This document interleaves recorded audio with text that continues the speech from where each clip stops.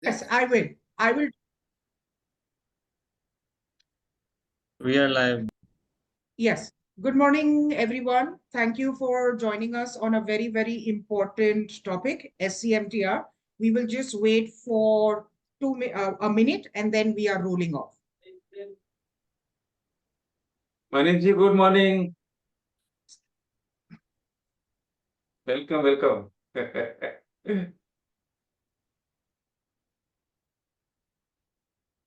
Sagar, Yes, Sanjeev sir is having difficulty in joining. Can you please assist him?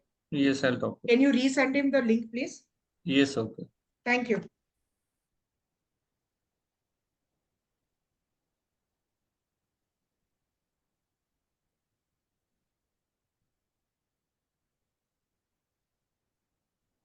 We are just waiting for one more minute and then we start off.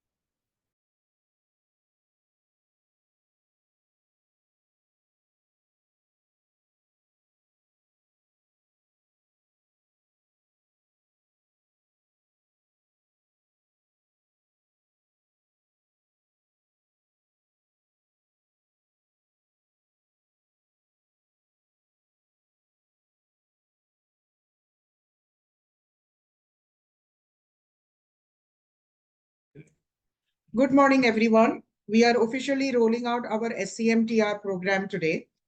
SCMTR is as complex as the people who were handling console would realize that when we in 2004 rolled out IGM filing for the first time.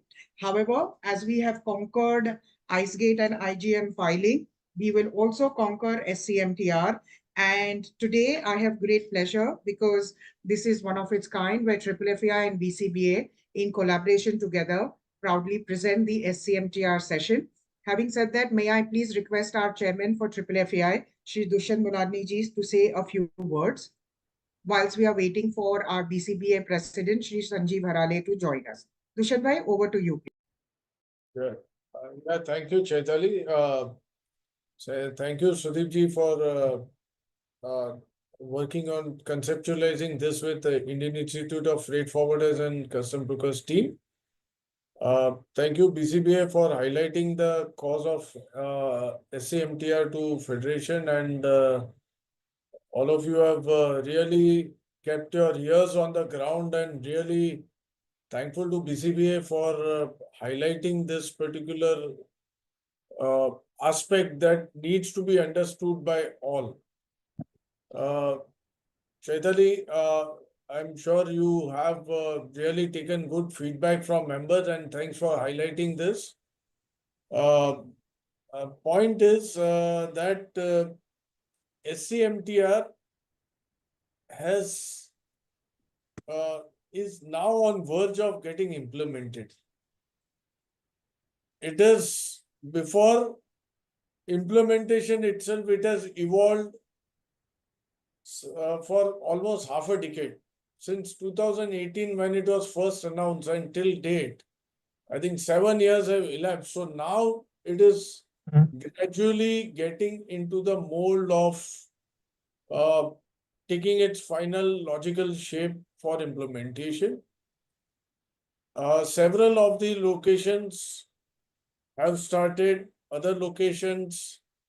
So there are initial teething issues, certain misconceptions, certain operational issues to be overcome.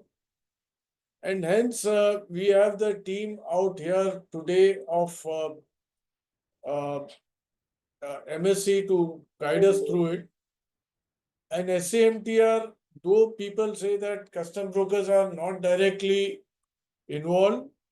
Sorry, Am sorry I to audible? interrupt you, Dushan bhai. Sorry. Yeah, No, you're not. That's why we've just got a message that you are not audible. Sorry to interrupt your speech. but are you able to hear everybody now? Yes, I could hear all through. Yes, we can hear you, sir. Yeah, thank you. So the point is that SCMTR does have its own several facets to the issue. One is from custom side, one is from the shipping line, the custodians, the NVOCCs, everybody. How do we approach this? Point is of various crucial processes to be followed, how it will affect all of us in the process of export and import clearances, that needs to be understood very clearly. For example, we had a situation where few of the people came up and said that, sir, the IGM date that needs to be given is that of the sailing date from the point of transshipment or origin when it will be when the vessel is leaving from that point. When the vessel arrives here, if the date has elapsed beyond the 30 days, the bill of entities go for Section 48 approvals, and it does have its own share of grassroots level difficulties. On part of exports, it has still not been commenced for exports, but when it had started a couple of years back on pilot basis at Nhava Sheva, there were at least 200,000 plus shipping bills which were held up due to various data feeding mismatches which were happening between the custodians and the department. So we thought that let's pick it up. And I thank our team, Chaitali, Sudeep ji, and everybody out here, Mr. Tej Contractor, Neerav, that we've picked up MSc, who's one of the leading shipping lines, to make us understand, to train our, acclimatize our entire fraternity of what is it likely to be, and in case of any issues, how do we go about. So I have my friend Manish ji, I have Shaju ma'am, I have Janvi ji, everybody, ladies. Thank you for being here, and we will take this ahead. So over to you, Chaitali. Thank you, Dushan bhai. Go ahead. Thank you, Dushan bhai, for a lovely speech. May I please now request President of BCBA, Shri Sanjeev Harale ji, to please say a few words.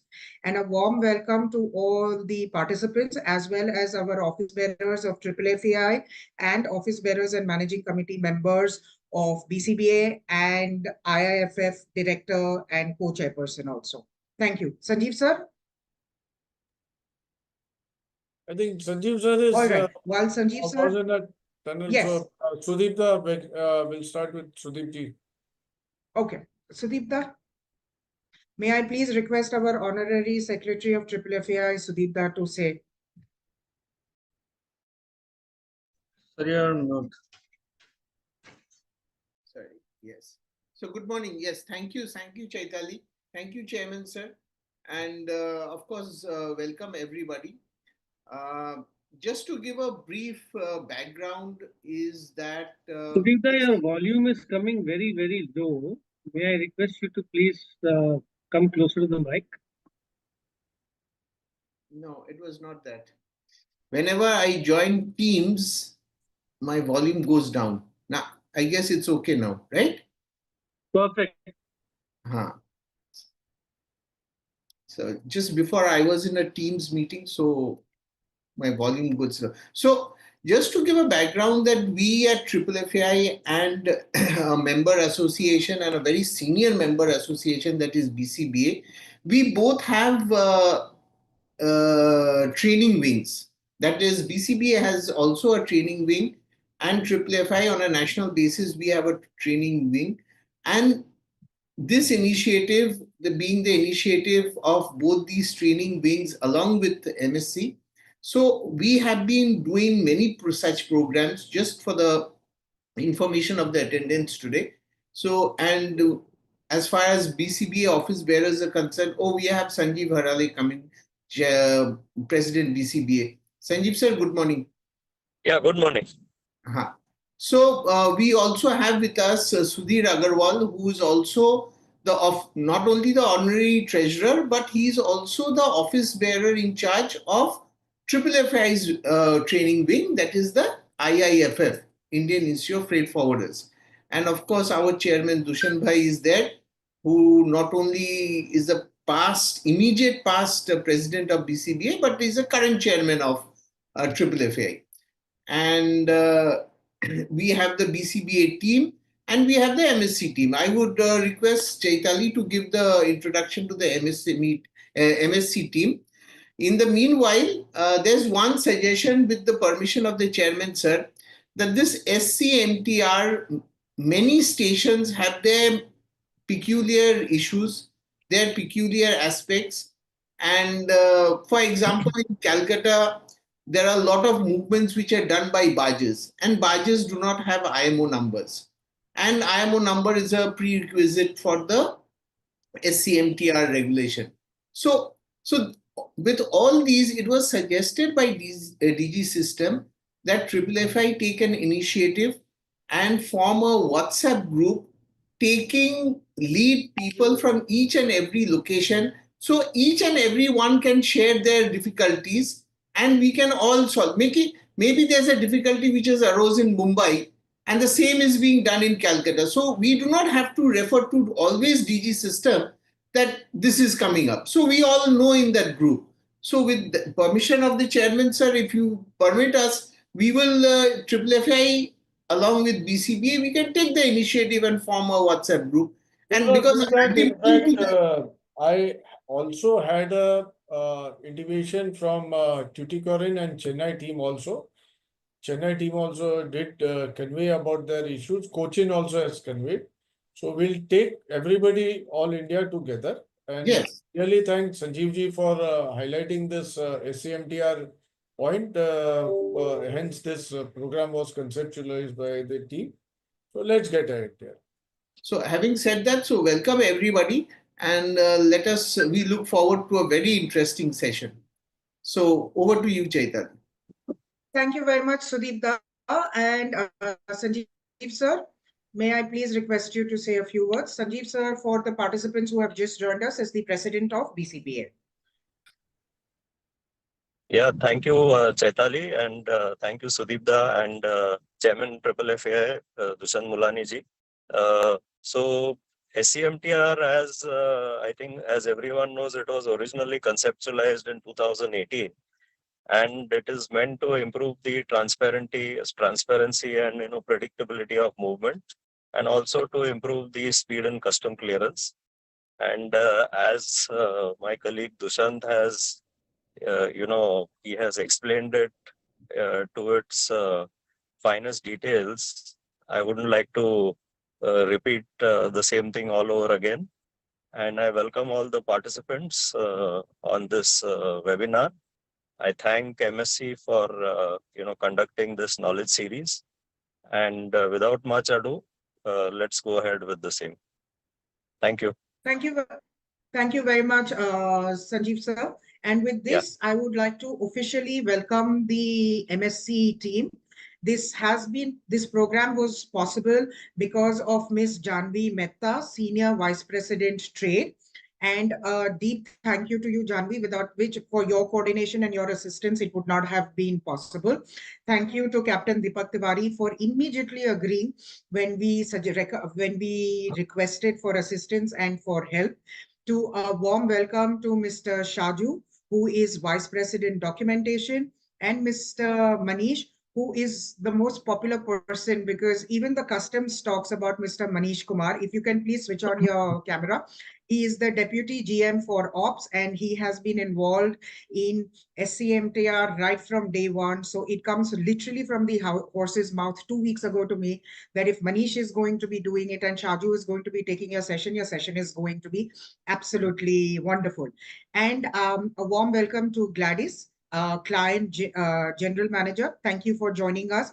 And most importantly, thank you to the audience. We have a fantastic audience. We are touching 380 people. So thank you very much.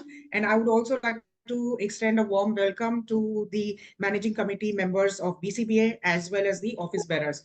The mic is over to you. Shaju, would you like to go first, or would Manish start off? Chaitali, before we Ajit. go, there are important aspects where, in fact, I was talking to our OB in charge, Mr. Sudhir Agarwal, Okay. regarding issues being faced at the ICD level also. So, Sudhirji, Okay. before we start with it, maybe you can just highlight, so those aspects also are covered up, because particularly the amount of quantum of export which is happening through ICDs and import, which is the gateway port and the ICD location, how that seamless operation can be achieved. There were some issues expressed. So over to you, Sudhir bhai, before we go into. Dushan bhai, thank you very much, and good morning, everybody.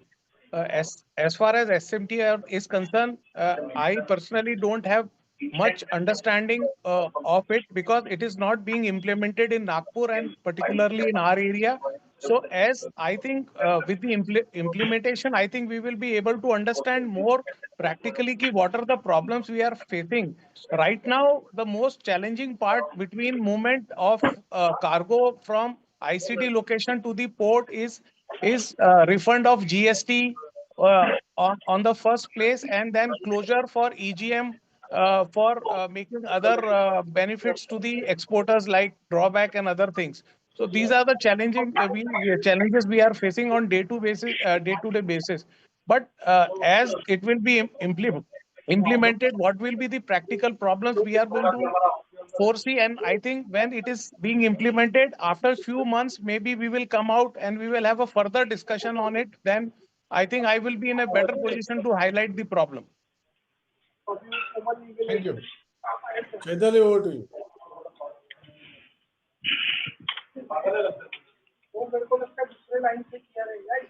Thank you very much, Sudeep bhai. Can we have people who, sorry, I just have 2 or 3 people more to be invited. Can I have, please, Tej to say a few words? He's the chairman of IIFF. He's also very hands-on with our shipping committee. He's in charge of the shipping committee for BCBA. And also he is pretty much, I think, the one who I know knows a lot more of SCMTR than even what I know. So Tej, can I have you say a few words? Thank you very much, Chaitali, for the lovely introduction. Greetings to the MSC team. Thank you for giving us, a hands-on session on the most significant change that is going to affect not only the shipping industry, but it will also affect trade. For those of you who are aware, SCMTR stems from the WTO Trade Facilitation Agreement.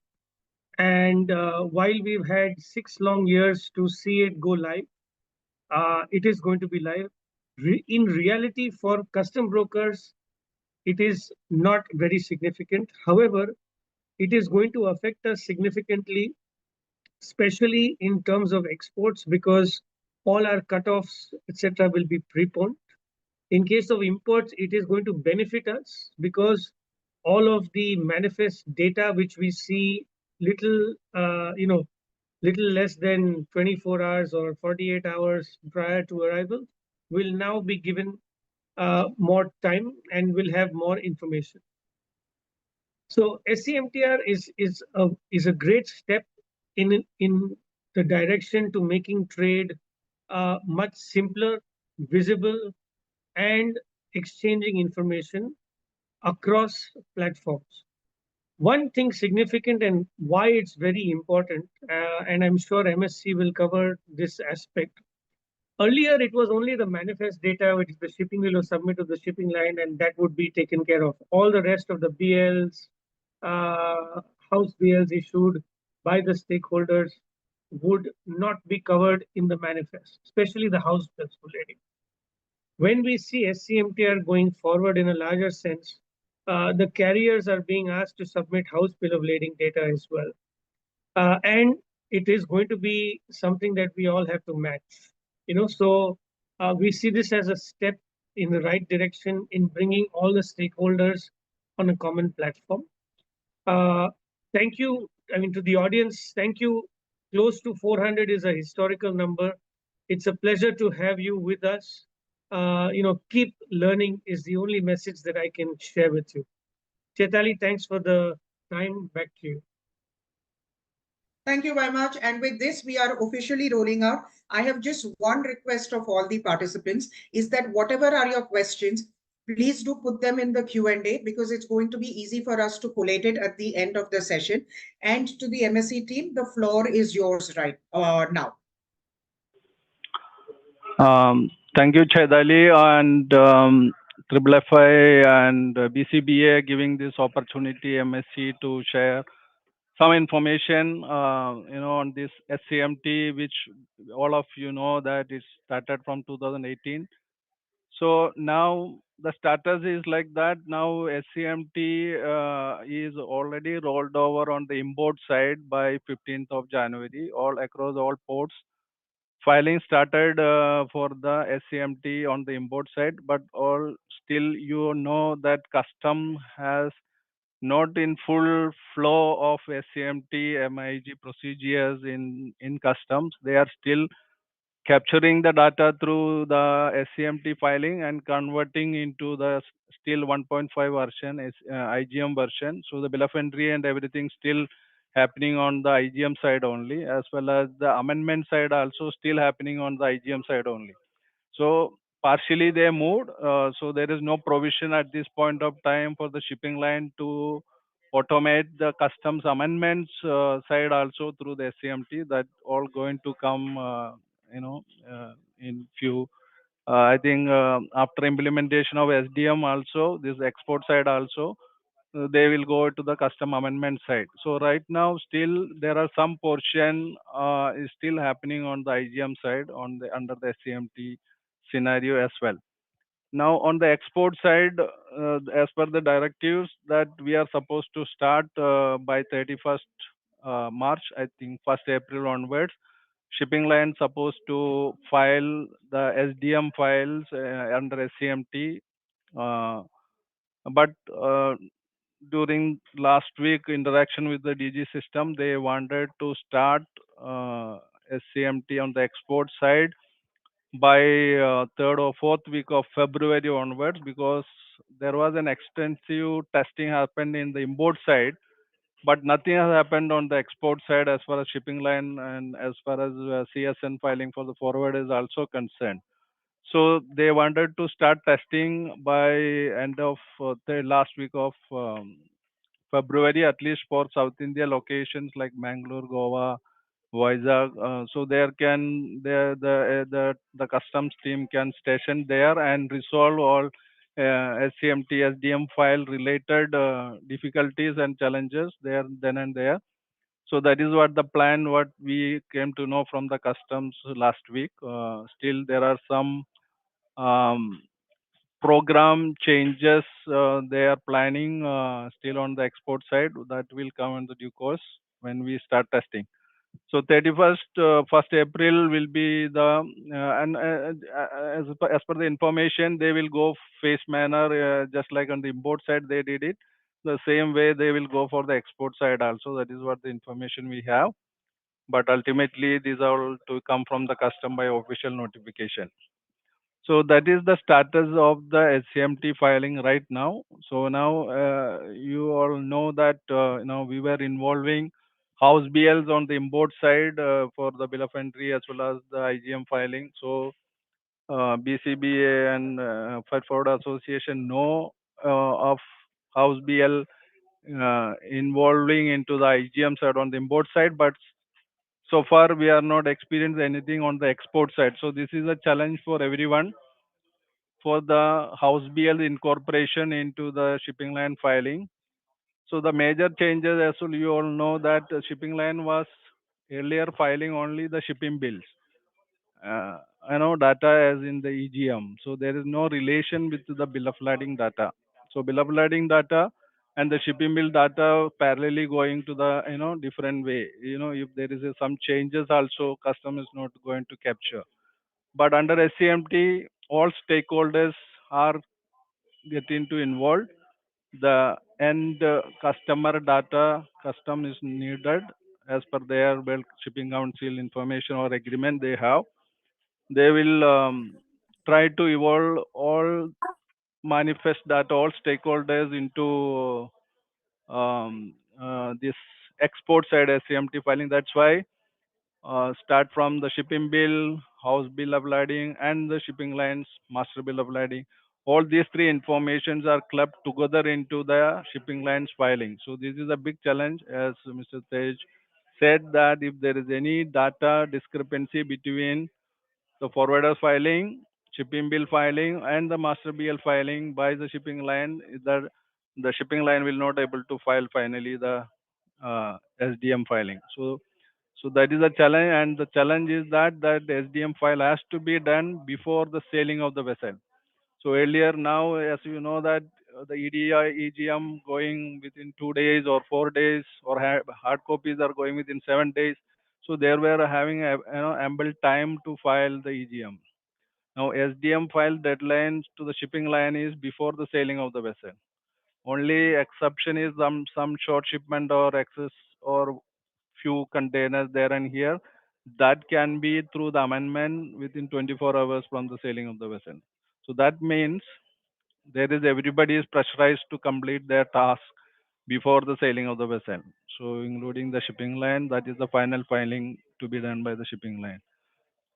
So this is a challenge going to be the trade, but as all you know that we have done this sometime for the US earlier.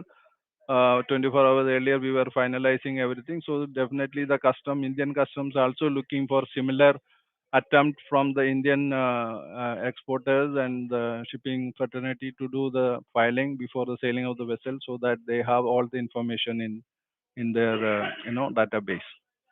So with this small introduction, let's have a big SCMT screens we are going to receive. And it will be presented by my colleague Manish Kumar. So there is no introduction needed for Manish Kumar, all of you know. So let's move on to the introduction, this presentation, and after the presentation we'll go for the question answer session. So thanks everyone once again, and let's go to this presentation. Manish, over to you. Thank you, Saju sir.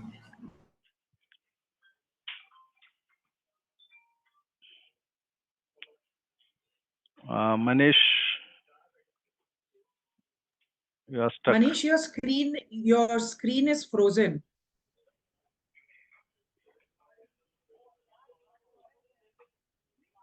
Sorry, everyone, just bear with us for a minute.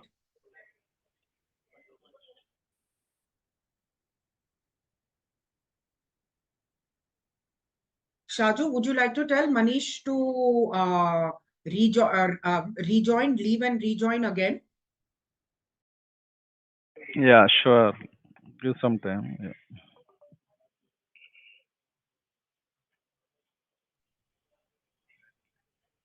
In the meanwhile, ladies and gentlemen, please do have your questions coming in through the Q&A.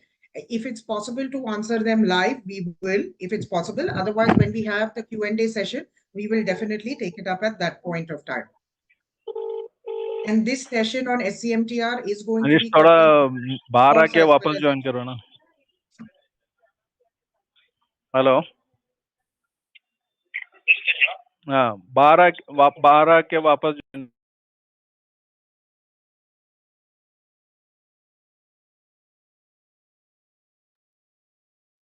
While we are waiting for Manish to join us back again, I would like to request, if Nirav is here, if he can talk about the courses that we have lined up at IIFF, and one of them is we are rolling out our diploma course. And if Dr. Nirav is not here, then if Tej can talk, because Tej is the chairperson and Dr. Nirav is the co-chair. So if either one of you could talk about the IIFF course whilst we are waiting for Manish to rejoin again. Nirav, would you like to? All yours, Nirav. Hi, good morning. Hi, Chaitali. Thank you, everyone. IIFF has been starting its landmark course. So basically, IIFF is basically focusing on shipping, freight forwarding, and logistics. And freight forwarding in IIFF is the only institute which is basically focusing on this aspect, because otherwise we have courses where we learn especially about other aspects of logistics like like transport, warehousing, and stuff. Now, this is not a 3-month, 6-month course, but an in-depth 11-month course where we are going to cover 16 different modules. And this is internationally recognized. So FIATA, which is the international body, is giving a certificate. So every student who will apply, who will pass this exam, will get a certificate which will be valid worldwide. And this has been approved, verified, accredited. So we are regularly having this accreditation done through FIATA. So all the modules are updated and they are verifying it. Thank you, Dr. Further Nirav. details, thank you. Further details can be taken from IFF. Chetal, we can share the details. Yes, I'll put it in the chat box. Sorry to cut you, but Manish is ready with his, Manish is ready to present. So sorry to cut you, but I will be putting up the IFF details in the chat box. Thank you. Manish, over to you. Sorry, due to network issue, the system was interrupted in between. Don't worry. Technology is not my friend. Sorry. Please go. Good morning, President Triple FII, Mr. Dushyant Mulani ji, Mr. Sanjeev, Chairman BCBA, my friend Mr. Tej Contractor, Mr. Ganpat ji, and all distinguished member of Triple FII and BCBA. Thank you. Good morning, Manishi. Thank you for this presentation. Go ahead. So today it is my privilege to be here today among more than 400 members of Triple FAI and BCBA. Today I am going to share presentation basis on our last 4 or 5 years discussion with Customs Department and 4 or 5 months of sea arrival manifest filing. Okay. Chaitali ma'am, can I share a screen now? Yes, absolutely. Please, it's your time. Please go ahead. Yeah. Okay.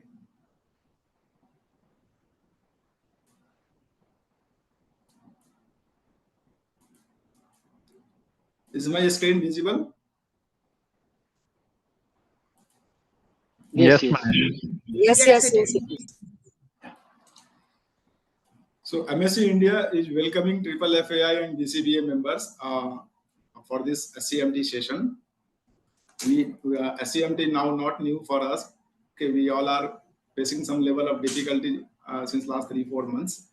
Today we will discuss about SCMT challenges which we all are facing.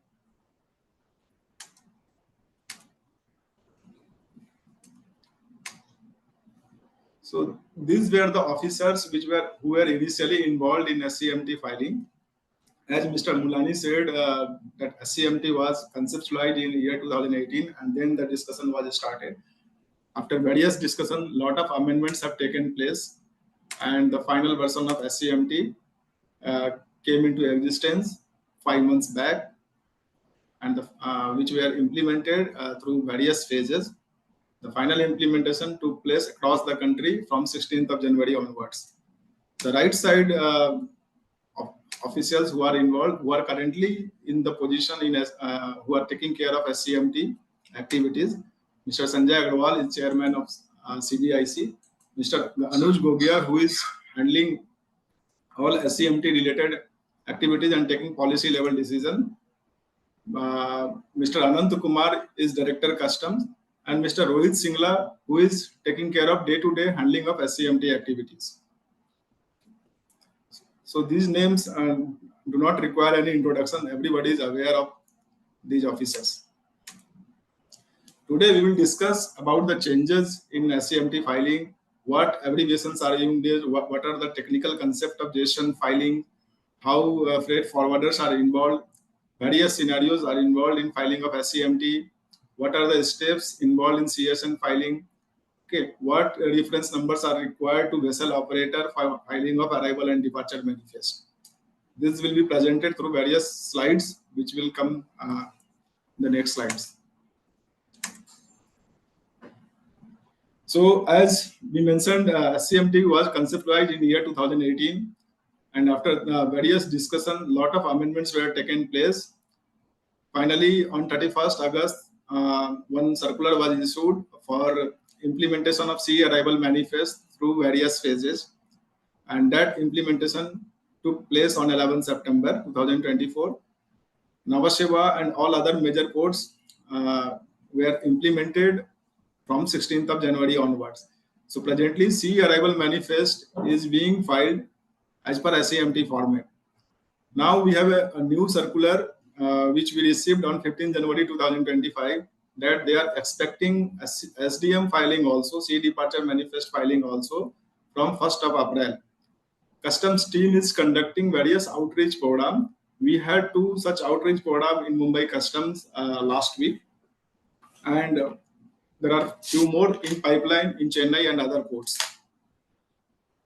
So we will discuss about all these things in the coming slides.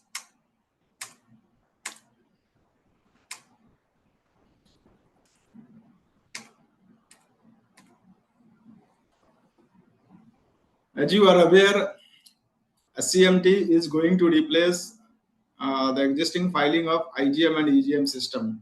Okay. There are various changes in the new SCMT filing.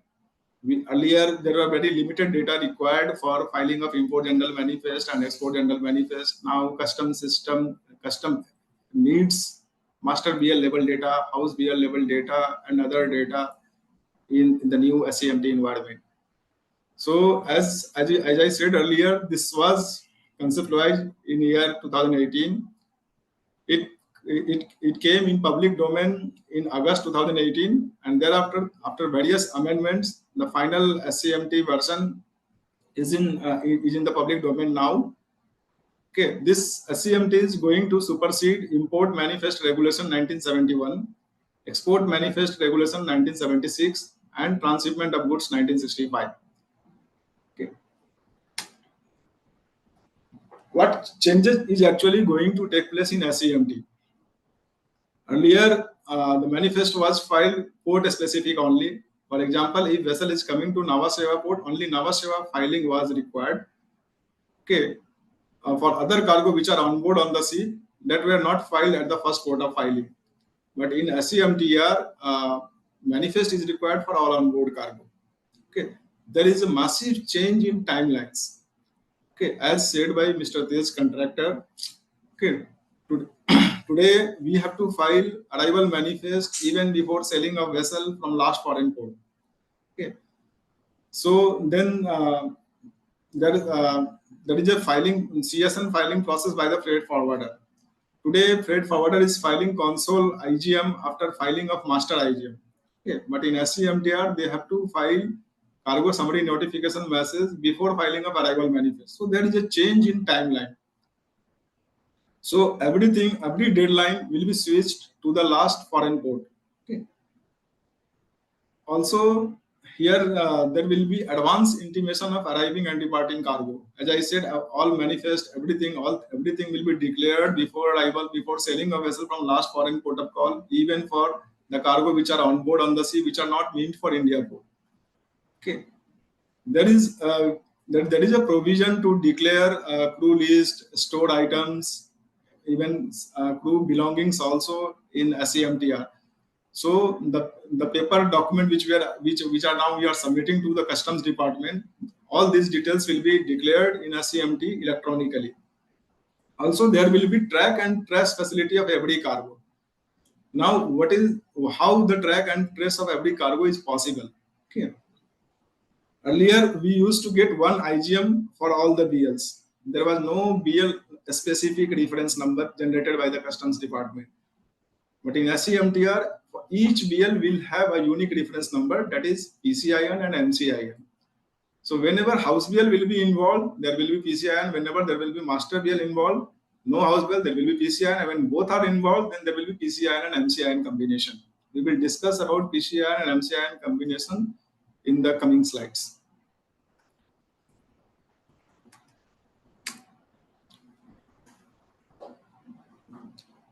Now here terminologies have also been changed.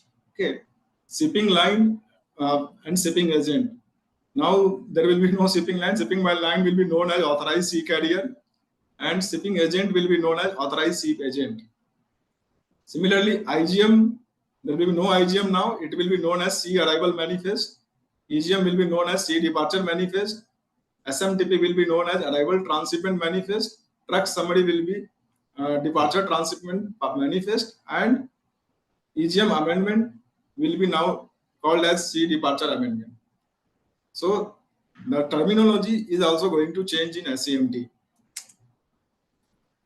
These are the crucial abbreviations which we have to remember in our SCMTR filing. Okay. We will come across through these abbreviations in every filing. So for CSN filing, for the freight forwarders, they need VCN number, voice call number. So for every vessel, there will be a VCN number. As you are aware, today VCN is taken at least 2 to 3 weeks prior arrival of the vessel. Okay. And once VCN is generated, data transmission happens from NLP system to IceGate system. We get rotation number and rotation date. This rotation number and rotation date in SCMT will be known as manifest number and manifest date. Okay, there will be no IGM number, no IGM date. Manifest number is like IGM number. Manifest date is like IGM date. Okay, please remember this IGM number, this rotation number in SCMT is taken as 2-3 weeks before arrival of the vessel. There are possibilities when BL date will be after filing of manifest date. Why? Because manifest number is taken 3 weeks prior arrival of the vessel. Okay. So here we will come across the abbreviations like VCN, which is voice call number, TD transport document. Transport document is nothing, it is a BL number. TM transport means how the shipment is going to be moved from one port to other port. Transport equipment is container number. CIM is customs inland manifest number. Manifest. MCIN is master cargo identification number. And right side, SAM is import manifest, like sea arrival manifest, sea arrival amendment. SDM is sea departure manifest. These are the abbreviations which we will be facing in SCMTR filing. Okay. So the CSN filing in import is actually a sea cargo entry filing, and CSN filing in export is sea cargo exit filing, and SCD is sea cargo domestic filing. So last 3 filings are CSN filing for import, export, and domestic cargo filing.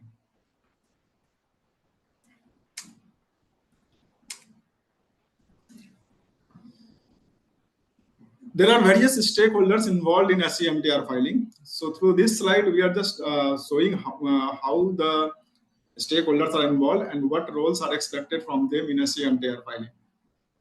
Presently, SCM customs have not implemented port and custodian related filing.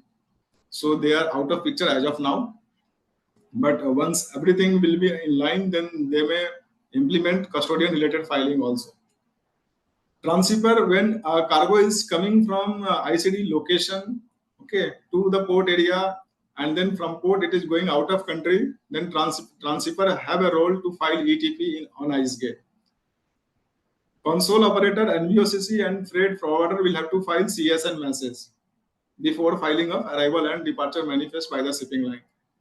And ASC, who is authorized sea carrier, ASS, authorized ship agent, they are responsible for filing of arrival and departure manifest.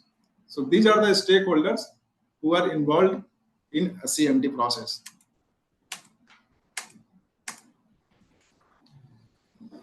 Now, stakeholder responsible for filing of different type of manifest.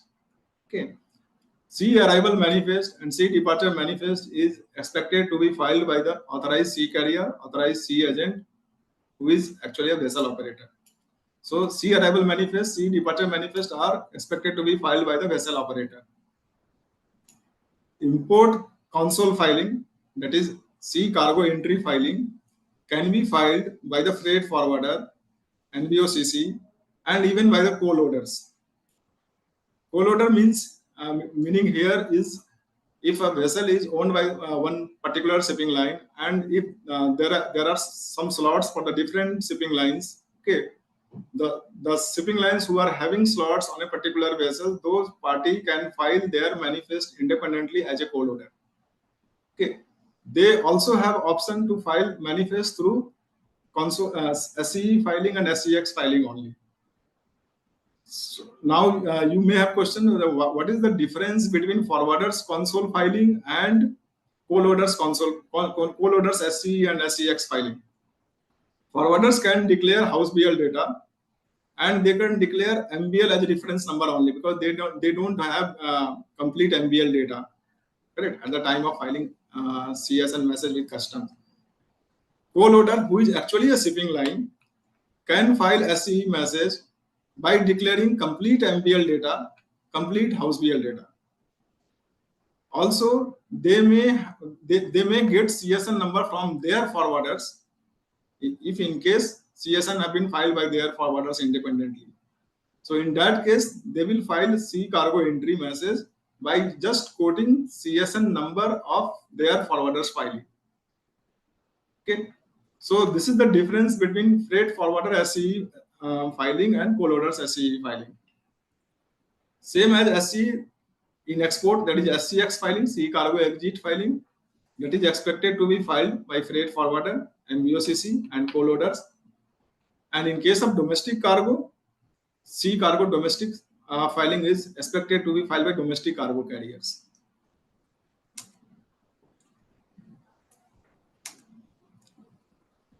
Now, these messages can be filed in different stages. Some messages are expected to be filed before departure of vessel from last foreign port of call. Some messages are expected to be filed on arrival of the vessel, and some messages are expected to be filed after departure of vessel. Okay, so basis on events, basis on different stages, we have categorized all filings in 3 stages, that is before departure of at last foreign port of call, on arrival, and after departure. As I said earlier, arrival manifest is expected to be filed before sailing a vessel from last foreign port of call. Okay, so the SAM will be filed before departure of vessel from last foreign port of call. Then we have option to amend the manifest. That C arrival amendment process, that even for filing of C arrival amendment, that is a deadline. We have to file amendment message within the deadline. So deadline have been given basis on transit time of the vessel. So if vessel is coming from long haul ports, long haul port have been defined basis on transit time. If transit time is more than 96 hours, okay, it's the deadline to file amendment message is 48 hours before arrival of the vessel. If transit time is less than 48 hours, it should be filed less than 20 before 24-hour arrival of the vessel, and for shorter haulage it is 12 hours before arrival of the vessel. So even amendment message, if any, has to be filed within the deadline. Then there is C entry inward. Just a minute now. Okay. C entry inward message is expected to be filed after arrival of the vessel.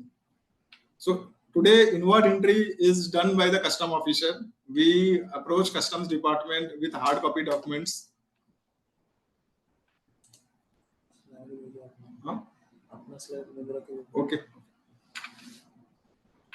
today we approach customs department with hard copy of documents. They are approving, they approve inward entry in their system.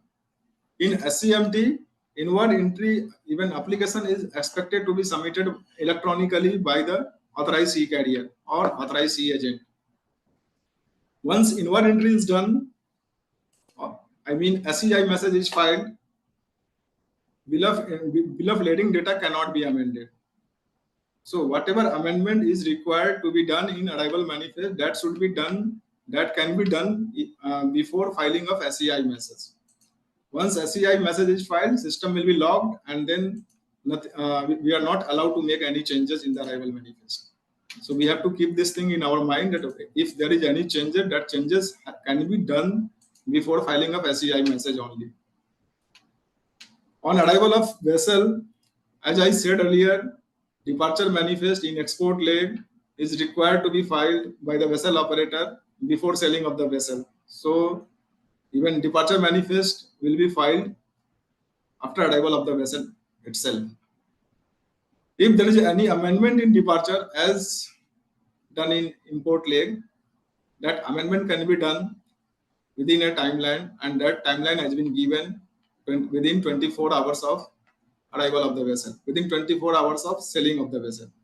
Okay, so any amendment in export can be done within 24 hours of sailing of the vessel only, and within 24 hours we have to file departure notification message also.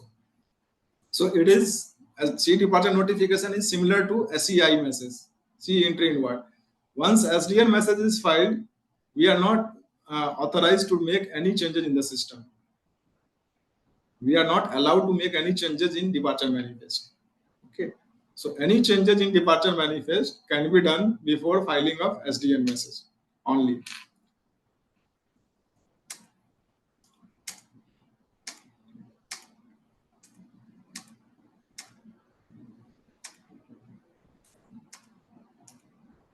This slide is about vessel movement and requirement of message filing. Okay. So as you can see in the first picture, okay, vessel is coming from foreign to India. So before sailing of vessel from foreign port, we have to file sea arrival manifest. Okay. Before arrival of vessel at the port, we have to file sea arrival amendment. There are different deadlines given for filing of sea arrival amendment. So according to that deadline, we can file sea arrival amendment. After arrival of the vessel, we can file sea entry inward, and then the process for filing of sea departure manifest will start, and it has to be filed before sailing of vessel. Okay, we have actually prepared for our internal session only this slide, where we have mentioned how the onboard cargo will be offloaded, how the filing will start. Okay, for example, you can see first port Mundra, the ship is carrying cargo for JNCH, Kolkata, Cochin, okay, Kandla. Once vessel will arrive at JNCH, then JNCH cargo will be offloaded, and then there will be cargo on board for Kolkata and other ports only. So in our first filing, we have to file arrival manifest for all cargo on board on the ship, including the cargo which are meant for Kolkata and other ports, and even for foreign ports. So this pictorial slide is talking about how the FROB cargo will be filed, what stage SAM will be filed, what stage sea arrival amendment will be filed, what stage SCI will be filed.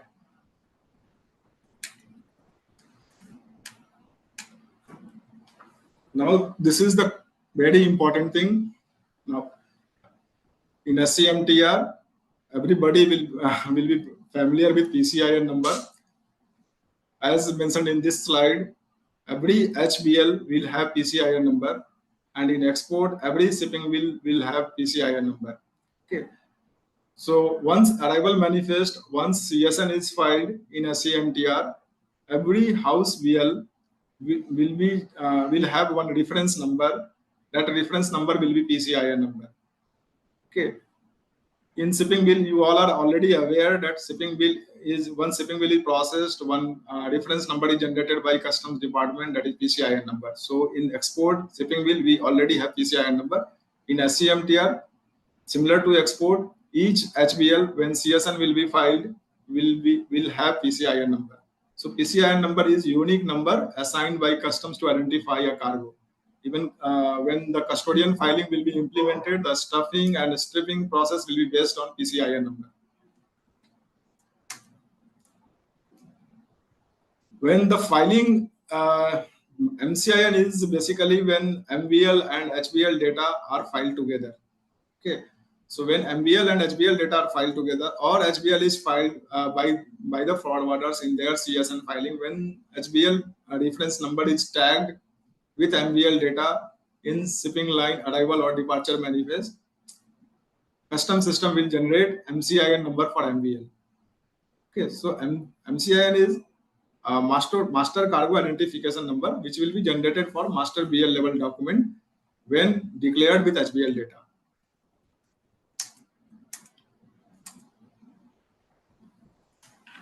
So cargo summary notification, as I said, cargo summary notification is going to replace the existing console IGM filing process. Okay, today forwarders are able to file console IGM after filing of main manifest by the shipping line, import general manifest by the shipping line. But in SCMTR, this console manifest, which will be called now as CSN, is required to be filed before filing of arrival manifest. So here you can you can declare your cargo, you can declare house BL data, and once successfully validated, you will get PCIN number for each HBL. And that PCIN number, that reference number, is needed to be shared with vessel operator so that the same reference number can be quoted while filing master manifest. Okay, and once master manifest and PCIN number is validated by the system will generate MCIN number to the vessel operator. That MCIN can be quoted in subsequent filing if in case vessel is calling multiple intent ports.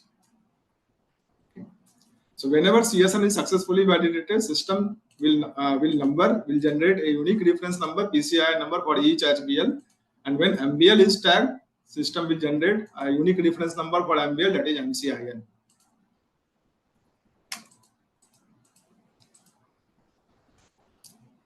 In this slide, we have mentioned steps of CSN filing. As you can see, the freight forwarder will have to book cargo, okay, with BL number. At the time of booking, you will get a BL number from shipping line. Then you will have to ascertain, you will have to procure VCN number from the carrier, because every filing requires vessel call number also, voice call number also, and that voice call number can be given by the carrier. And while preparing CSN, you have to declare VCN number, BL date in your CSN message. Fill all the details as per customs requirement. Once it is successfully validated, you will get PCIN number. That PCIN number and CSL details you need to share with your consolidator, whoever is your consolidator.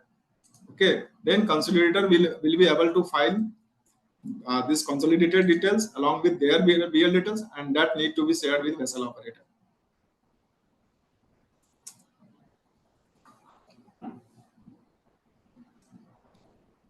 These are the basic data which are required for, from shipping line, which are required for forwarders. Okay, you may have to get this data from shipping line, like IMO number of the vessel, okay, voice call number, MBL number, MBL date, package type, ISO code, and even seal types. If the package type mentioned in your CSN filing doesn't match with the package type mentioned in C arrival manifest, system will throw the error and SAM will not be validated. Okay. Similarly, if you don't declare VCN number correctly in your CSN filing, your CSN will not be validated. If you are mentioning ISO code, wrong ISO code in your CSN, and that ISO code is not matching with the ISO code mentioned in MBL filing, that will be rejected and SAM will not be validated successfully. So these are the data which need to be arranged by the shipping line to the forwarders for correct filing of the manifest.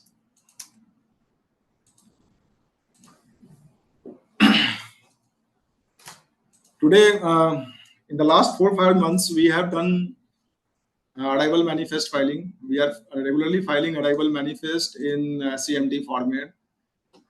We are getting some common error. Okay. We have tested few export scenario also. There we are facing some issues. So these are the some expectations which are expected from forwarders. The first thing is shipping bill data should be filed timely and it should be shared with the shipping line within the given timeline. What we have noticed, sometimes PCI number, dummy PCI number is updated in our system. The dummy PCI number is provided by the concerned stakeholder. And when we code that PCI number in our arrival and departure manifest filing, we get the error. Okay. So you have to code correct PCI number, what is available in your document. HBL data, whatever you are submitting, it should be correct. Otherwise, there will be last minute hassle. We will not be able to file arrival and departure manifest. Okay. Because the HBL gross weight mentioned in HBL will match with the gross weight to be mentioned in MBL. Types of package mentioned in HBL filing will be matched with MBL filing. Container number being mentioned in HBL filing will be matched with MBL filing. So these details, even HS code, what you are filing in HBL should match with the HS code to be filed in MBL. So these data, if you are submitting to ODEX or any third-party portal where shipping line will be fetching the data, tagging the data for their filing, the data should be correct. Otherwise, system will not validate, system will throw the error, and then there will be last minute hassle to rectify the error.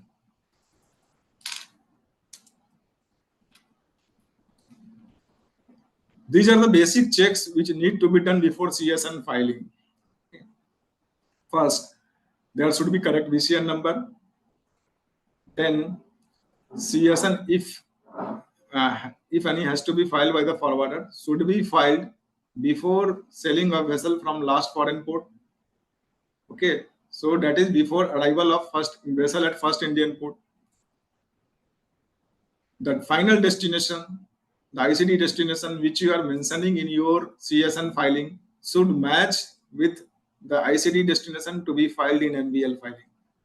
Okay, so suppose if you are filing your CSN for ICD Kanpur and shipping line is filing their arrival manifest for ICD TKD, the SAM validation will not be done. There will be error and shipping line will not be able to file the manifest. So there should be correct final destination. Even in the same final destination also, there are some certain ICDs where there are many ICD operators. Okay. For example, for ICD Dadri, there are CMA, CGM ICD Dadri, there are APL ICD Dadri, there is Concur ICD Dadri. So you have to check with the shipping line or shipping agent before filing of CSN message. The same applies with CFS and DPD filing also. Okay, if you are filing your CSN for a particular CFS, that needs to be matched with the CFS being mentioned in MBL filing. Otherwise, system will throw the error, and then we all will face last minute hassle. This is ODEX screen where you can update house BL data. I have just given this screenshot just for your reference. The detailed ODEX flow will be explained by ODEX team after completion of my presentation session.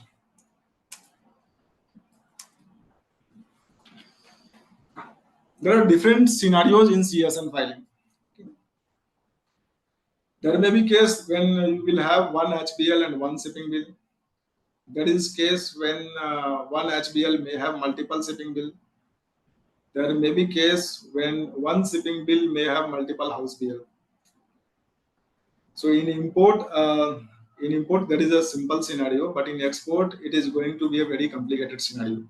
So that's why we have kept this slide for clear understanding. Okay. So whenever we have to file CSN for one HBL and one shipping bill scenario, in left hand side we have kept master BL segment, and in right hand side we have kept house BL segment. Okay. So in left hand side, I mean in master BL segment, you don't have to declare complete master BL detail. You just have to declare MBL detail as referencing only. So you have to just indicate master BL number, master BL date, and indicator type as R. So when you will mention indicator type as R, that means you are just referencing master BL number. You are not going to provide complete master BL details. Okay. So system will not expect complete master BL details in MBL segment if you are indicating flag as R. But in house BL segment, you will have to declare complete house BL data. Okay. If there is one shipping bill, the one shipping bill scenario can be declared as indicator flag as H in consolidator section and previous indicator as. So for declaring one shipping bill scenario, the cargo indicator flag should be H and S.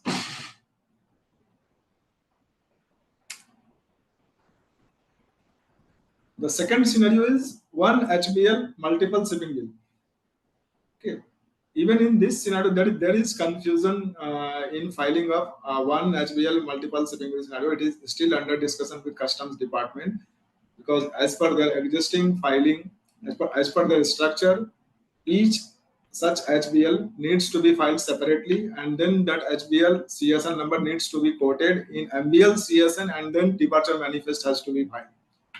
So this complex scenario is still under discussion. What we have understood through the various discussion with customs authorities, here also in this case, we will have to declare house BL number, house BL date in master BL segment.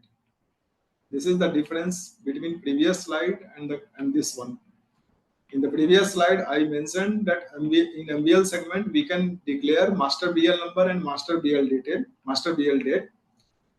Okay, but when HBL is having multiple shipping bill, in this case, HBL number and HBL date should be declared in MBL segment. So you have to declare HBL number and HBL date as master BL number and master BL date. Okay, and the indicator should be C and N. This is still under discussion whether the indicator flag should be C and N or R and N. Okay, but as of now, it is C and N. Rest shipping bill details, shipping bill number, shipping bill date, BCIN number, BCIN date, HS code, okay, and cargo weight package, shipping bill wise cargo weight package. These details are required to be declared in HBL segment.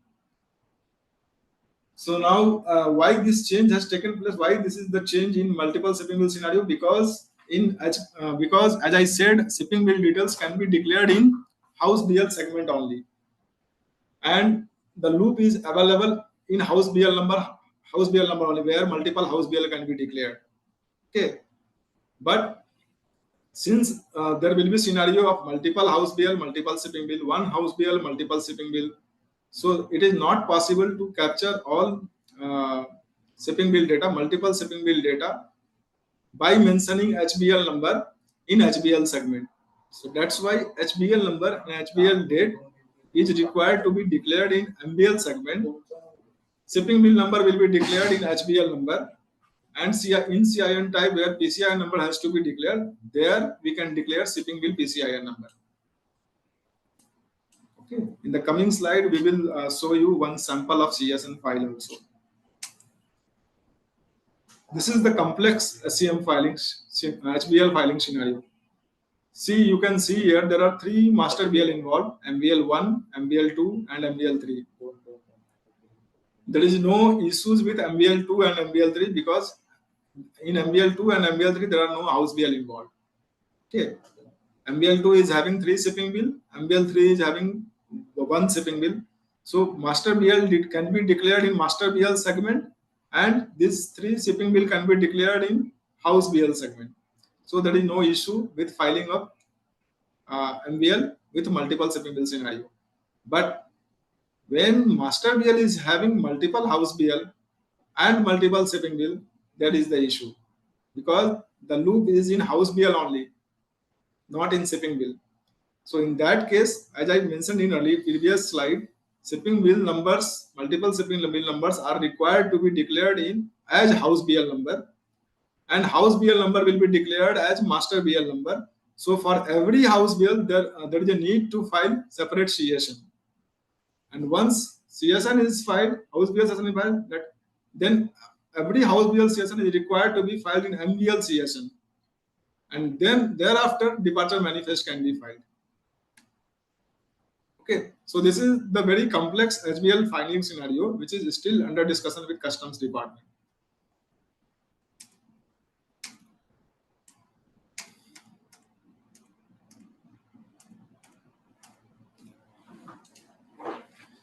This is the case of direct shipper, where there is no house BL involved, there is master BL only. Shipping bill is processed by the shipper's representatives, EHA. Here we have mentioned the process and the timeline. Okay, when the process has to be completed and with what timeline the process has to be completed. Okay, so here shipping bill, the right side is for the forwarder and left side is for the MSC filing. Okay, MSC process. The right side, shipper or the representative will have to process shipping bill. They will get PCI number. They will have to submit SI data in My MSC or Intra. They will update house BL details in ODEX system, PCI details in ODEX system. All these processes have to be completed before 48 hours of arrival of the vessel. Okay, then all such data will be compiled, will be verified by the MSC user. Okay, if there is no mismatch is found, then the data will be prepared for sea departure manifest filing. If there is any mismatch, that will be communicated to respective shipper or forwarder to take necessary action and revert. Okay, so that the sea departure manifest can be filed before sailing a vessel as per SCMTR deadline.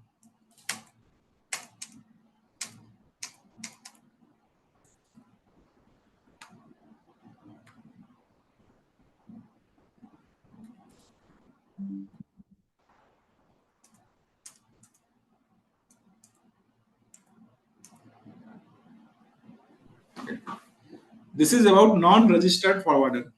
Okay, so today what we have observed, very limited forwarders are registered for SCMTR filing.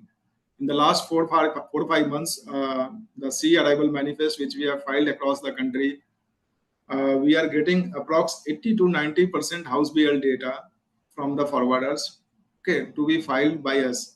They are not filing CSN for their house BL data. So so normally those 80% cases are what we are observing are non-registered forwarder.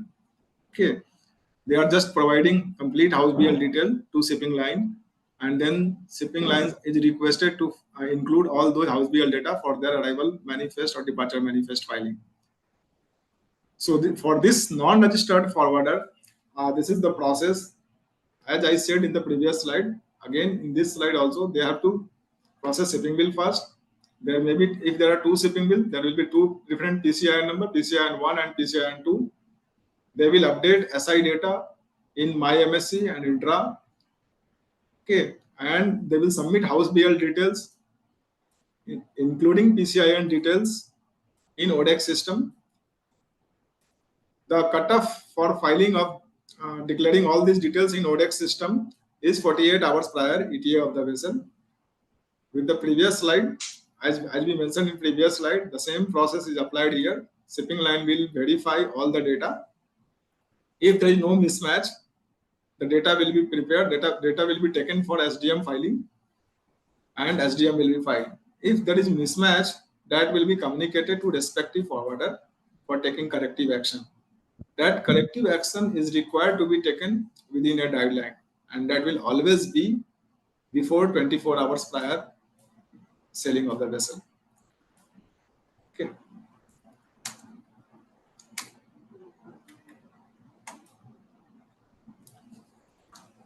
This is about registered forwarder. So registered forwarder means the forwarder who is registered and can file CSN on their own. So they will process shipping bill, they will get PCI number, they will have HBL detail, they will include all HBL details in CSN filing, they will get PCI number. That PCI number or MCI number, whatever is generated, it is still under discussion whether in export leg, after successful filing of export manifest or CSN manifest, will we get a new reference number or not. But for the CSN, of course, there will be a CSN number. So that CSN number and the new reference number, if any generated, has to be updated in ODEX system.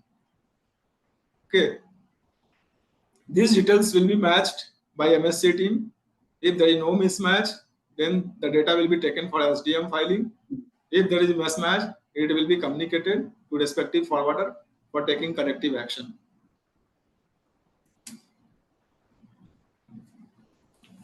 Now we will talk about JSON format, technical concept of JSON format. Okay. So this is the cargo movement matrix. Import shipment either may be local shipment, either ICD shipment or domestic transit shipment. Similarly, transit shipment can be transshipment, can be domestic transit, and can be foreign onboard cargo.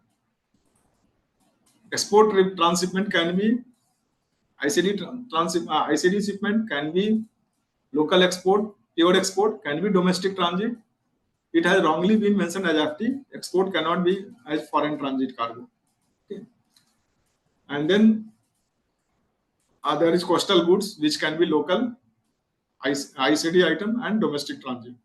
So this cargo movement matrix will be used while filing CSN message, while filing arrival manifest message in SCMT. The cargo matrix should be used correctly, otherwise system will throw the error and our filing will not be validated. So we must keep in our mind, so whenever we try to file local shipment, import local shipment, the cargo movement matrix should be IM plus TC. If the shipment is meant for ICD, it should be IM plus TI. And if the shipment is going to remain on board on the ship, it will be discharged at next Indian port of call, then it should be filed in first port as IM plus DT. Same for TR, same for EX, and same for CG category.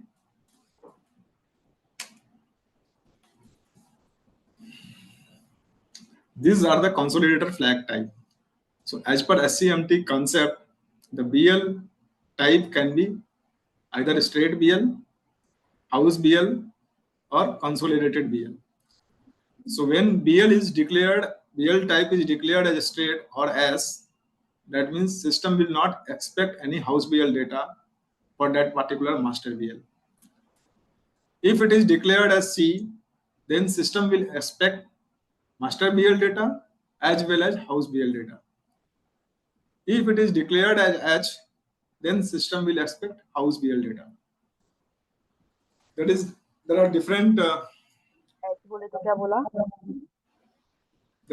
filing stages.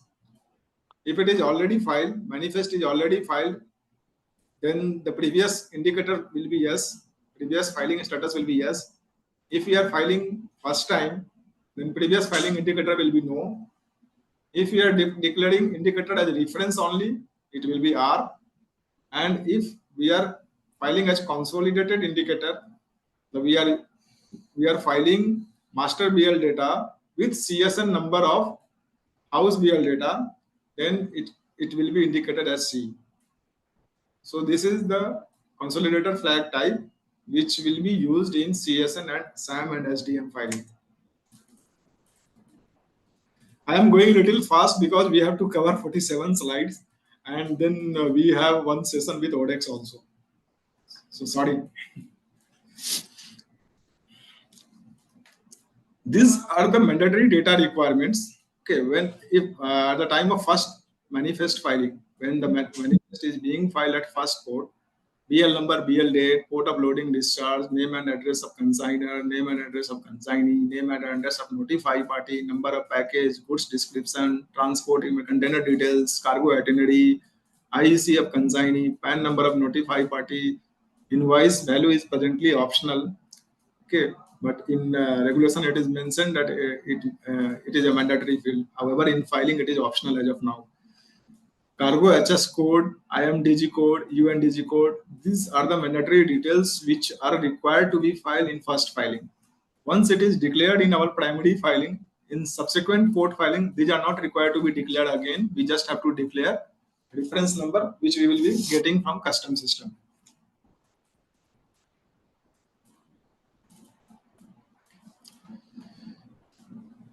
So either CSN filing or SAM or SDM filing, the IEC PAN number of consignor in case of export and consignee in case of import is a mandatory requirement. Okay, if wrong IEC number is mentioned, wrong PAN number is mentioned, the message will not be validated. The filing will not be validated. System will throw the error, and then corrective action will be required. So we have to ensure that what IEC number, PAN number is updated in house BL segment or in MBL segment, that should be correct. Otherwise, system will throw the error and the file will not be validated. Similarly, in regulation, it is mentioned HS code can be accepted in 6 digit, but in actual filing, it is accepted as even 6 digit or 8 digit HS code is accepted. Okay, so HS code should also be the correct code. If there is any mismatch, then with system throw the error. And since the arrival manifest is filed for the all on board cargo, many a times the number of BL is having more remains more than 1000 BL also. So rectifying error in a particular BL, getting track in which BL number, in which line number the error is a difficult task. Okay, and taking corrective action on time is not possible because we have a very limited time to file arrival manifest and to file departure manifest. So we have to ensure whatever HS code we are declaring, that should be the correct code. Okay, otherwise we will have last minute hassles.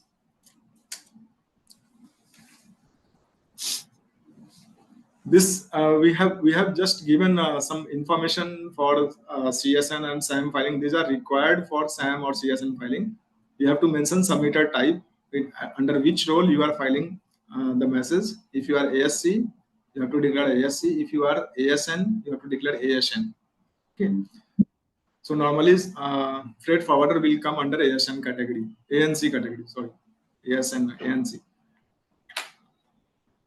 Here, PAN number, mode of transport, 1 is for the sea, 2 is for the rail, 3 is for the road, 4 is for the air. So accordingly, we have to mention air is not covered in SCMT, but we have to mention any of these three mode, 1, 2, or 3. Okay. There should be particular transport means type. Okay, whether the vessel is IMO vessel or non-IMO vessel. If vessel is IMO vessel, then we have to mention IMO code 10. Transport means would be 10. If vessel is non-IMO, then we have to mention 11. Okay.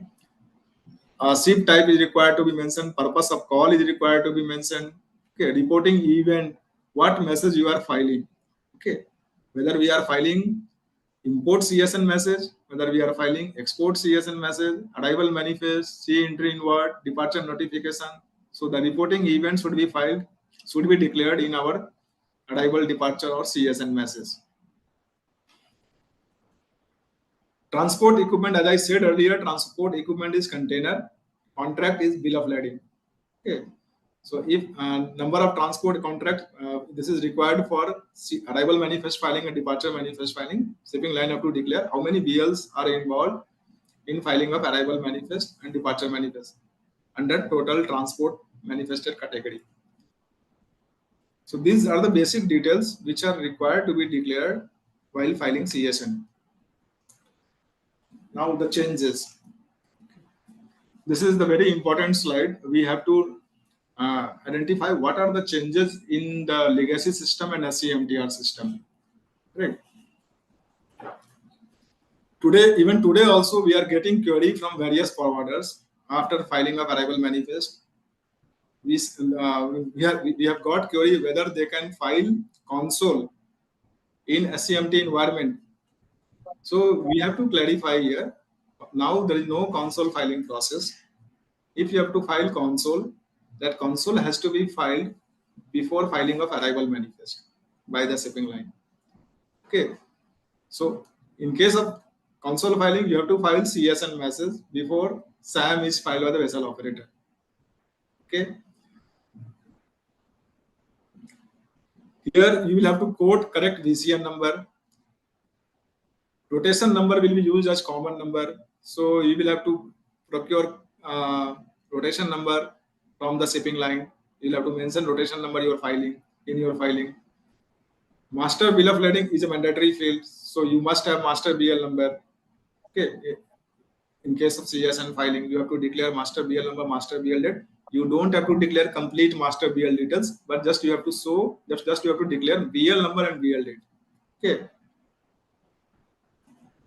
Mode of transport should also match with MBL and HBL filing. This is not possible that in your CSN filing you have declared rail and we can declare road in our MBL filing. The mode of transport should also match in MBL and HBL filing. I have already explained about consolidated indicator. It is SCH and previous declaration Y and CR. S is for state BL, C is for consolidated BL when master BL and house BL filing is expected, and H is for house BL filing. Container, as per MIG, the container weight should be BGM weight. Okay, this is still this is also under discussion with customs department, because today for import ICD shipment, rail operator is applying tier weight separately, but as per SCMTR guideline, we are providing cargo weight with tier weight of the container. So in many cases, the rail freight have been charged additionally by the rail operator like Concur. Okay, so this is the change which we are expecting in SCMTR. Now challenges. The major challenges which we are facing today is we are not getting PCIN number, CSN number, and MCIN, CSN number and PCIN number from customer. Okay, and there is a deadline for us to file arrival and departure manifest. In absence of this reference number, shipping bill reference number, house bill reference number, we are not able to file arrival and departure manifest. Same, as I said earlier, many a times PCIN number is declared as dummy number. Okay, it is assumed that even dummy number will work, but this is not true. The PCIN number is validated.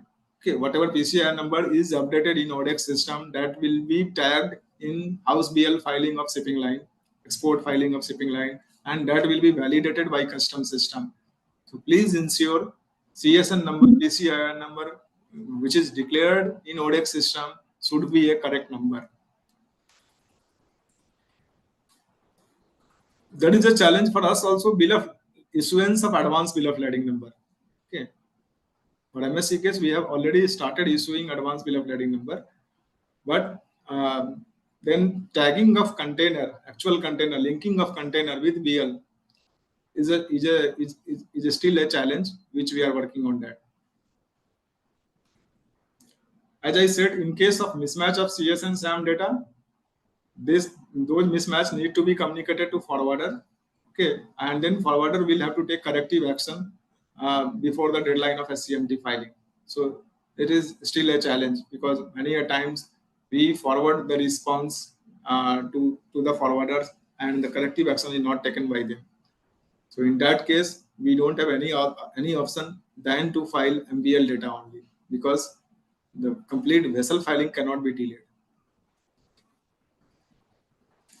As I explained earlier, that departure manifest filing process should be completed before selling a vessel. So our all documentation process needs to be completed, okay, even before arrival of the vessel. Then there will be matching of HBL CSN filing, master BL filing. If there are any error, that will be communicated to the respective customer. The corrective action will be required to be taken by the customer, and then after their filing, once the response is shared, those response needs to be consolidated while preparing arrival and departure manifest. So these are going to be a challenge. For import ICD shipment or export ICD shipment, that is a process of ETP filing. So custodian, transhipper, rail operator will have to update ETP data in IceGate system. For export ICD shipment, if they don't update ETP, truck departure, train departure report in IceGate system, even though we file departure manifest, that will not be validated. It will be rejected.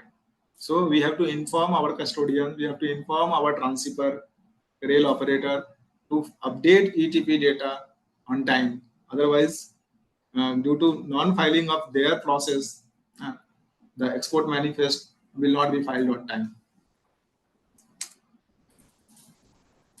This is the flow, this is the data requirement, what data is required to be filed at ICD, vehicle details. If cargo is moving from train, then they have to update train departure. If cargo is moving by truck, then they have to update truck departure details along with container details. This is one sample of JSON CSN filing. I have just kept it for your reference. I think most of you are aware of this JSON filing process because you must be filing CSN in import environment now.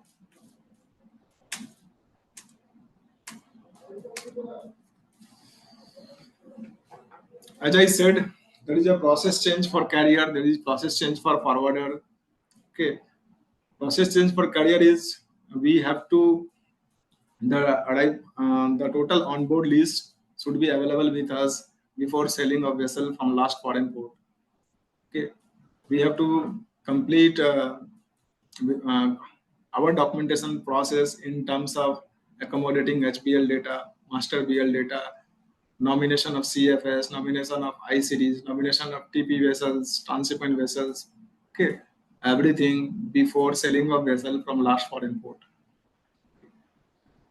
So as I said, even FROB cargo is required to be declared now. So the cargo which are not meant for any Indian port just is on board on the vessel. Even for that cargo, the filing is required. So to complete the documentation process within the time, that is before selling a vessel from last foreign port of call, is still a challenge for all of us. The same thing is there is a process change for forwarders also. In legacy system, you are able to file console IGM after filing of IGM by the shipping line. Now you will have to complete your process also before selling a vessel from last foreign port. Okay. You will have to arrange a certain data from vessel operator. You have to keep track of vessel call routes also. Okay, how vessel is going to be moved from one India port to other India port. What is the first port? What is the VCN number of the first port? What is the rotation number, rotation date? Everything is required before filing of CSN message. I have already mentioned in previous slide that HSN code presently is accepted in 6 or 8 digit. Okay. Without IEC code, SAM cannot be filed. Without IEC code or PAN number, valid PAN number, no dummy number will work. Presently, invoice value is optional, so we can keep invoice value as a blank because it is optional field. It is the filing is accepted without invoice value also.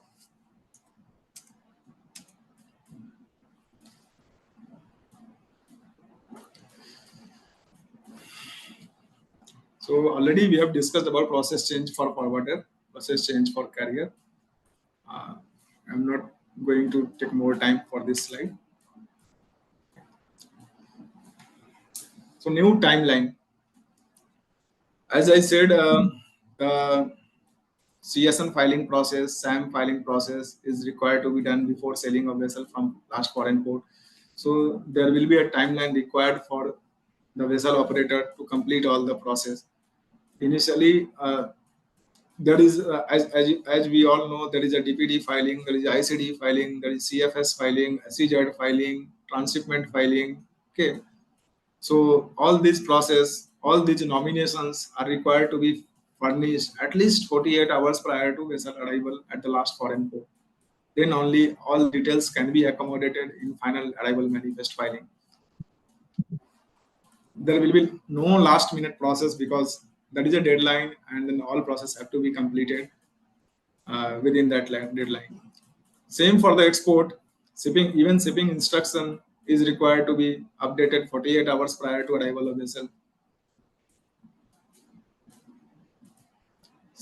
In case of forwarder CSN filing, the CSN filing response needs to be shared at least 48 hours prior to arrival of vessel in case of export, so that shipping line will have 24-hour time to consolidate all those CSNs and file the departure manifest. If any corrective action is required to be taken, that can be taken within 24-hour time frame.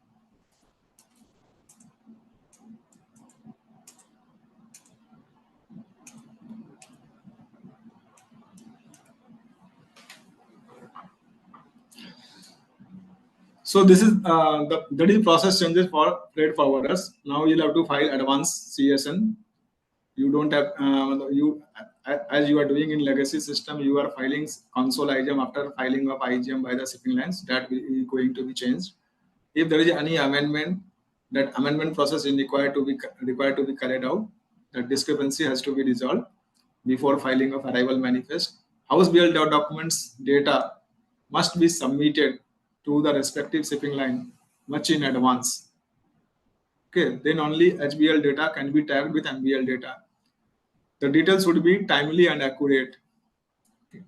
As I said earlier, there should be some time frame to take corrective action. So that is the reason these all details are required much in advance.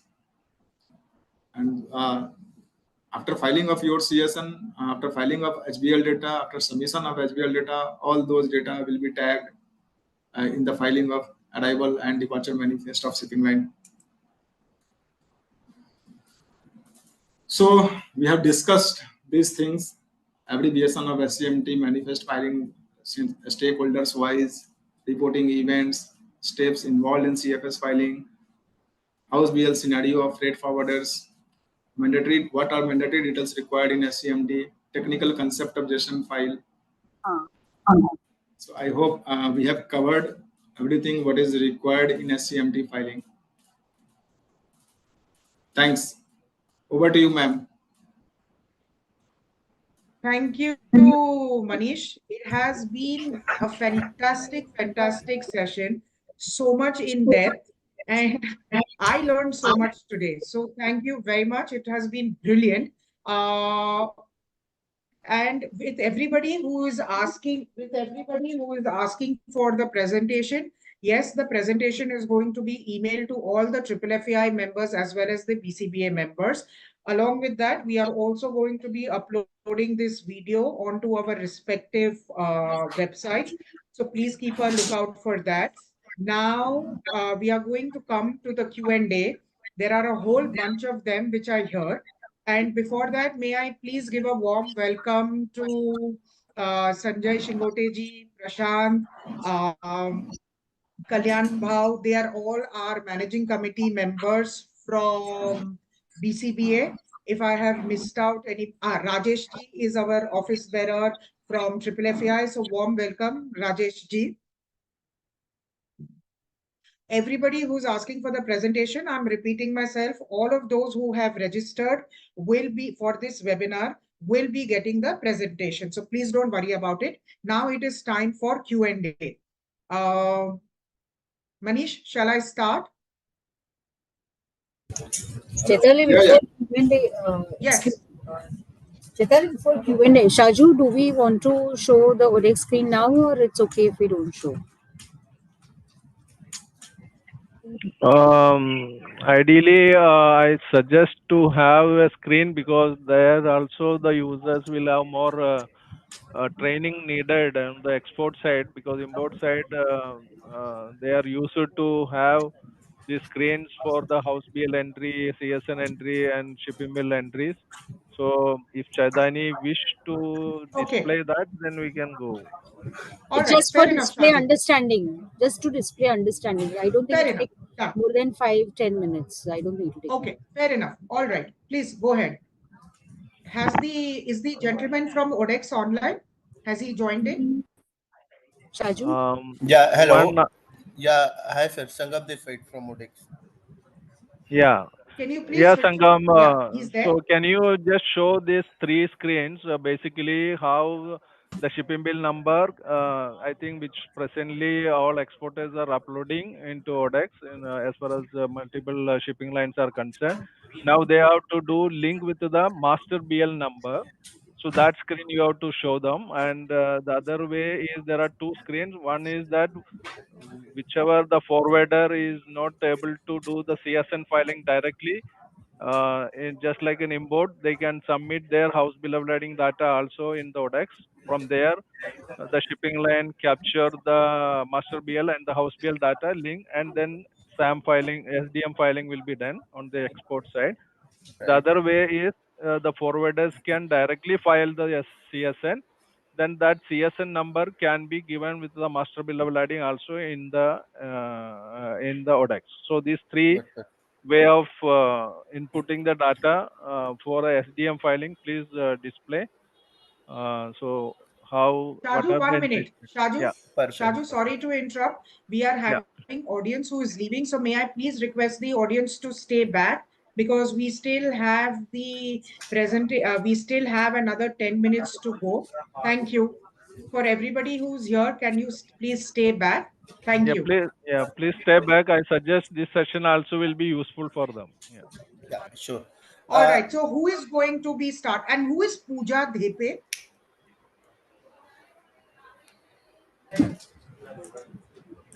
Are you from Yes. MSC team or from the ODEX team? No. It's a BSI team, Nagarkot Forwarder. Our company name is.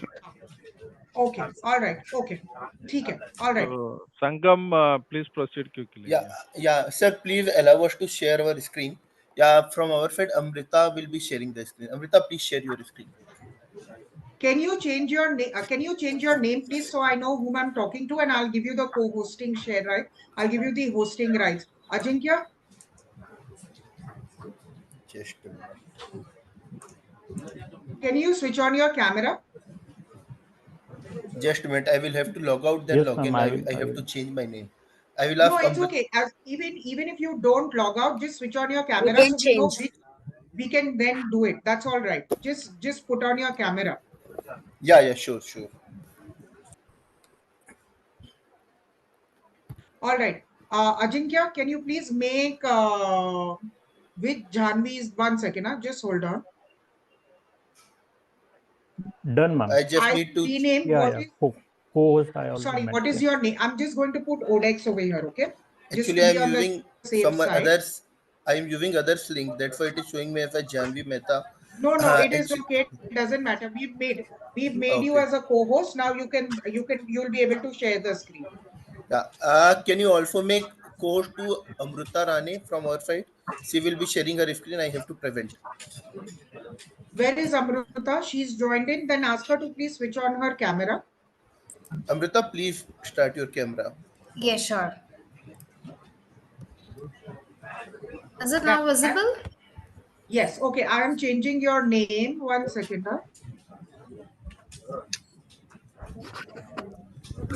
Ajinkya, can you make her a co-host also? Done, ma'am. Done, ma'am. Thank you. All right. Thank you, everybody. Please start because we are losing the audience. Okay, fine.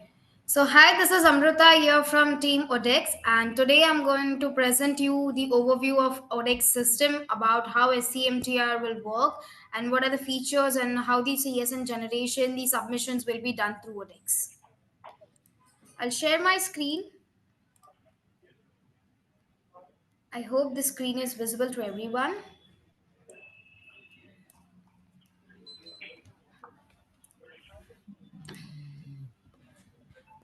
Okay. So to begin with the webinar, This is the login page of ODEX, wherein for today's demonstration, we will be using the test platform, wherein we have to log in into ODEX first. So I'll be login with the credentials, that is the username, the password.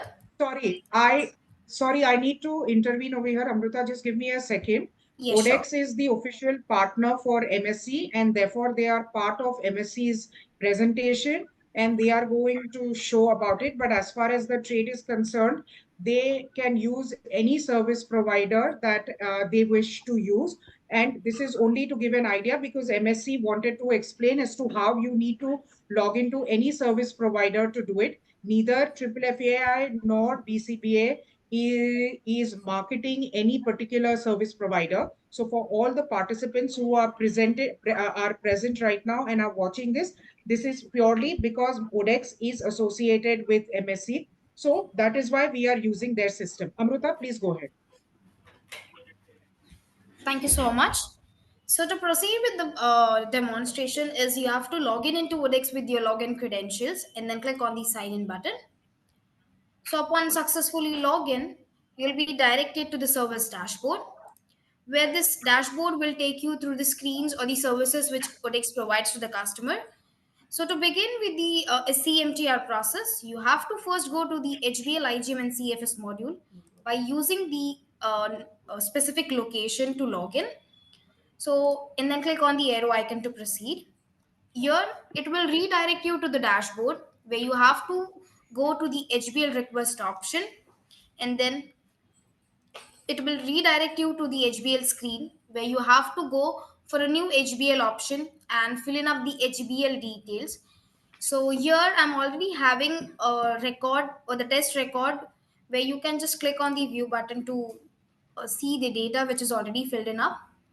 Your customer has to fill in up the information related to the HBL and the MBL details. That is the location, the liner FF needs to be selected, the MBL number, the MBL date, the voyage number, the port details, that is port of acceptance, port of loading, port of unloading, and the port of destination. In addition to this, the customer has to select the container status as well, enter the details related to the requester's mobile number. Proceeding ahead, he has to fill in up the information related to the HBL details, wherein HBL number needs to be mentioned, the HBL date of the HBL generation. Adding to this, he has to fill in up the details related to the consigner, consignee, the notify party with the GST, name, code type, the city, state, country, and address details, etc. Proceeding ahead, we have the invoicing instructions with the consignee details and everything. Addition to this, we also have marks and numbers, goods and description. And in addition, we also have container details which needs to be filled in up. That is the container number, the seal type, the seal number needs to be mentioned, SOC flag. The container agent code will get auto-populated based on the SOC flag which you select. The ISO code of the container, the cargo gross weight, cargo net weight, and the volume of the specific cargo. Also, the description of the cargo, that it is the number of packages and the packaging type required. So it is a number of packaging is a free text, you can mention it up, and the details will be then available in the drop down for package type. In addition to this, we have item details wherein the HS code needs to be mentioned, the description needs to be mentioned. In case when it's in has container, IUNO number and the IMDG code needs to be mentioned. Number of packages and the packaging type will be auto populated based on the information which you fill in up here.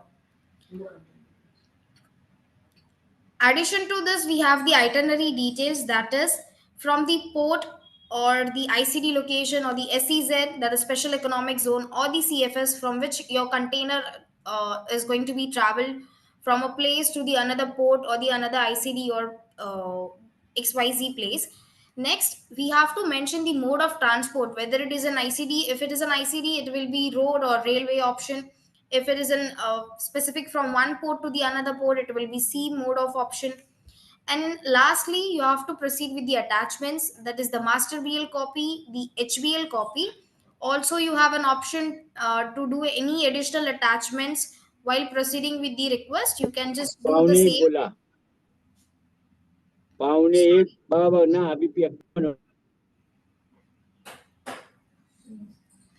Okay. So to once done with all the information and the attachments, you have to just click on the terms and conditions and then save option. So once as this data is already been saved into the system, here I'm getting the options for submission, that is submit for SCMT, wherein if I click on the submit option, I'll get an option to generate the CSN. So for today's demonstration, I'll be taking you through the screens where once this information is filled in up, here the option for submit will be enabled. And as you can see, if I click on the submit option, a pop-up will be visible on my screen that the details are now saved successfully. And you just have to click on the submit button to send it to the liner. So here after submission, I get the option to generate the CSN, where for generating the CSN, as you can see on the screen, for generating the CSN, you have to click on the generate CSN option, where it will give a soft error or not an error, but it will ask you with a confirmation that do you want to download the file. By clicking on the yes option, a CSN file will be downloaded onto your system, which will be in the file format of the JSON file. So once your JSON file is downloaded onto your system, what you have to do next is the CSN submission, where you have to fill in up the details and then the information and then click on the submit button. So here we complete the option, the house submission and the CSN generation of this particular BL number on ODEX. Then just Amrita, just share the screen. Yes, Just sure. 1 more minute. Once we have a CSN number, just go to the CSN submission. Yes. Last option. Okay. Yeah. So once we have filed the CSN, we will be having our reference number, that is CSN number. We need to share this with shipping line so that shipping line can map this number, and at customs end they will be having a bigger picture MBL and its child BL, that is house BL. So in CSN submission, you need to share that CSN number, and it will line will just merge it with their master BL, and your journey is closed. So this is how we have seen how you can submit your entire HBL detail, or if you don't want, you can share only the reference number, that is CSN number, and shipping line will merge this. Third thing which Manisha had asked for was the shipping bill submission. Shipping bill submission, we have a separate model, that is a SB module. Uh, uh, can you just quickly go through that SB model? Yes, sure.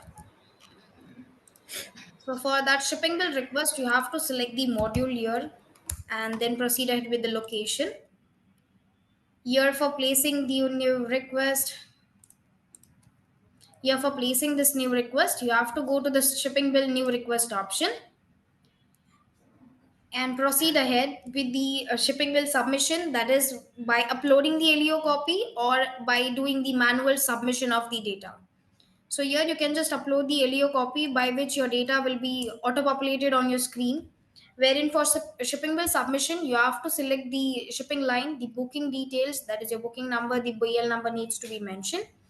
The booking origin, shipping bill process location, the FPOD, that is the final port of destination, with the vessel number, via details, and the container status.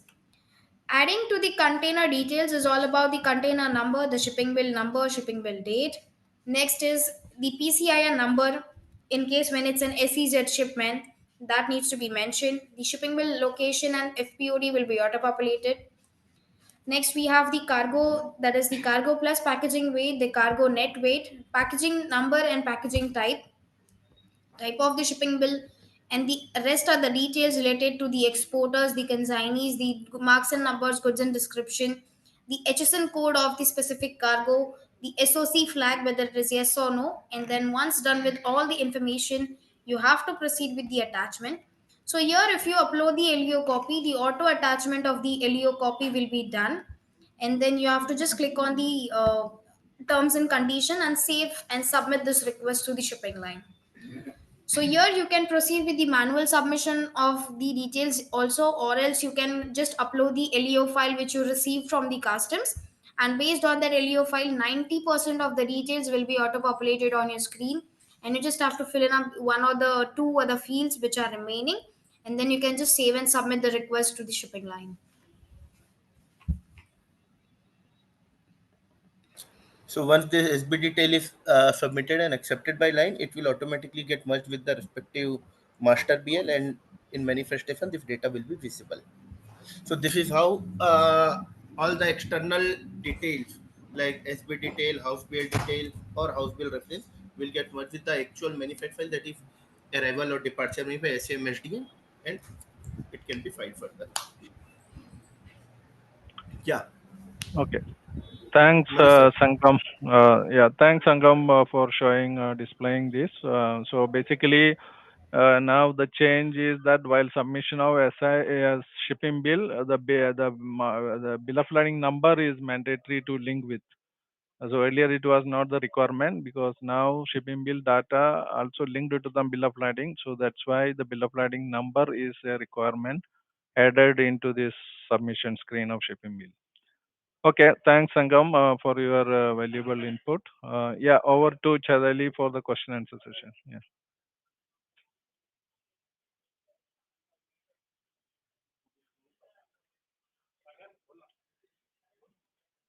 It has been a fantastic session. We've had a record-breaking audience. We've gone beyond 475. And thank you very much to Manish. It has been a brilliant explanation. And thank you to Shaju, and as well as thank you to the ODEX team for explaining everything. Now we will move on to the Q&A. We've got a lot of questions over here. I hope the participants who have mentioned their questions are available right now at this point. All right. The first question that we have is by Mr. Bala Sahib Vakchure. In import, wherein the house BL and master BL is involved, we are providing data to shipping line for IGM filing. In this case, do we have to do any SCMTR? I guess, yes, if you are going to act as a forwarder, then you will have to, right? Shaju, Manish, who would like to answer this? No, if they are giving the house BL data, then that is enough for us to link with the master BL and the house BL and filing the SCMT. But if they are acting as a CHA, then they have to, then it will not happen. But even as a console agent, then they don't have to file the SCMTR. Yeah, no, see the CMTR, the CSN filing, they can directly do the CSN filing, or they can submit the house BL data in ODEX platform to the line MSC. Then MSC will link both master and the house BL data and do the filing. Okay. Now, if they are not associated with ODEX and they are associated with any other system, then what happens? With any other service provider, then what happens? Then that after filing, they will be getting a CSN number. That CSN number has to be given in the ODEX. Okay, fair enough. The second one is, while exporting an FCL shipment, if we involve a house BL, this I don't think is related to SCMTR. So the anonymous attendee, we will not be taking this question. Mehul Kothari has a question. Since the IGM is added from the load port, can we get the IGM details from the shipping line way before, as it is not the case by the shipping line or the forwarders? It is still provided only 2 days before the arrival date of the shipment.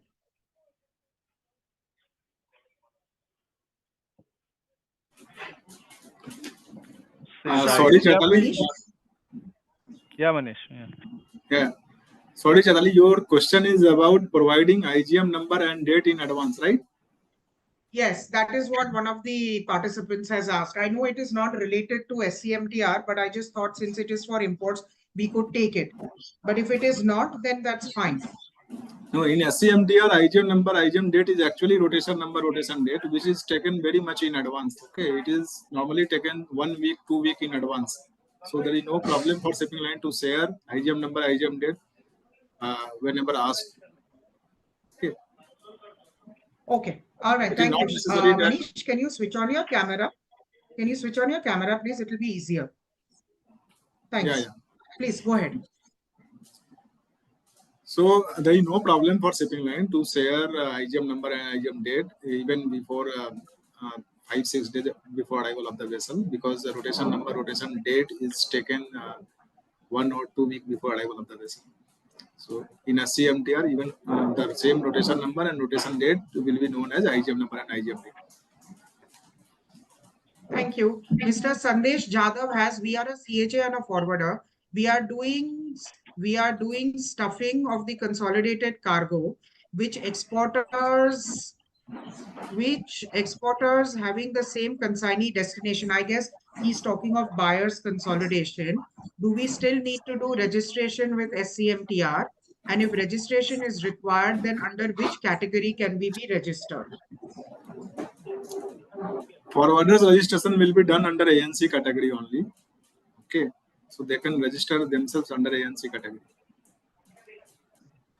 Okay, now if they are doing buyers consolidation, where they have one container and they have multiple shippers and they are stuffing cargo for one particular buyer, and they may not be doing this on a regular basis, then also they will still have to be registered, right? Because they will do this under, if they are doing it under split master BLs, then they don't have to register under SCMTR, right, Manish? Now, whoever is issuing house BL, okay, they should be registered under SCMT. They can file CSN under ANC category. So if they are issuing house BL, they can register themselves under ANC category and file CSN. Okay, so that is only if the house BL is being issued, but sometimes. Yeah, Yes, if they are doing the split master bill of lading, shipping line bill of lading, then shipping line will do the filing. There is no need of a CSN filing. Okay. Thank you. Mr. Viren Dayal has a couple of questions actually. 1 second, please. Yes, Mr. Viren Dayal is, besides the updation provision available before arrival of the conveyance under the regulations, does section 30 apply for the penalty, as the regulations seem to be silent?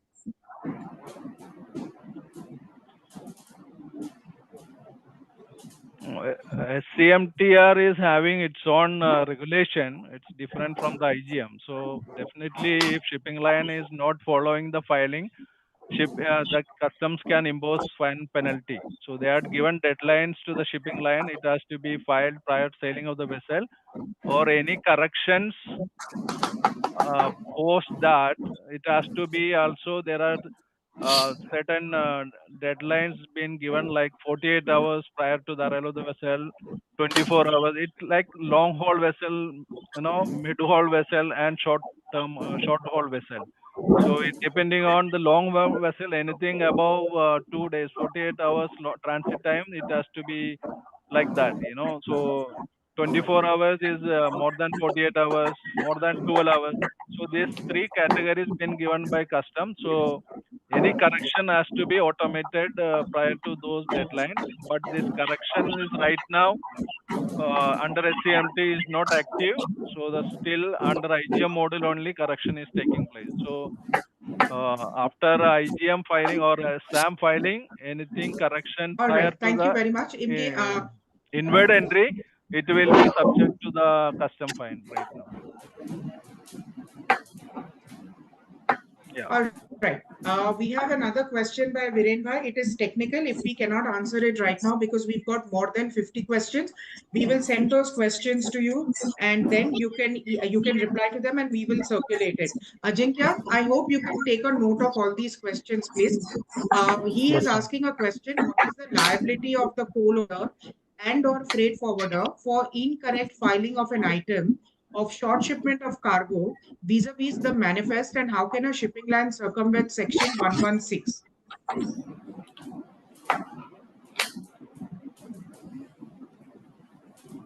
See, under It's all right if you can't answer. yeah, I think Raju, it's we would want it's to take liability. time. Yeah, it's take time. Better don't commit anything right now. But under one thing I can convey is that under SCMT, all stakeholders who are filing is liable under sections, under customs. So if a freight forwarder is doing an incorrect entry, then he is responsible. That is what all about the liability factor under the SCMT. Yeah. Fair enough. That's all right. We will send the questions across. Mr. Srinivas has this question. If no house BL and there is one BL for 2 ports, how will we get the PCIN number? One. No, I think that question is not clear. One BL, we cannot have multiple ports. Exactly. So, Mr. Srinivas, if you can reframe your question, or please send us an email and we will send it to the MSc team to do it. Mr. Sharad Daga is asking that in case of IC sales or switch BL concept, will that be impacted by SCMTR? And also for dry port, SCMT regulations will be handled in which manner?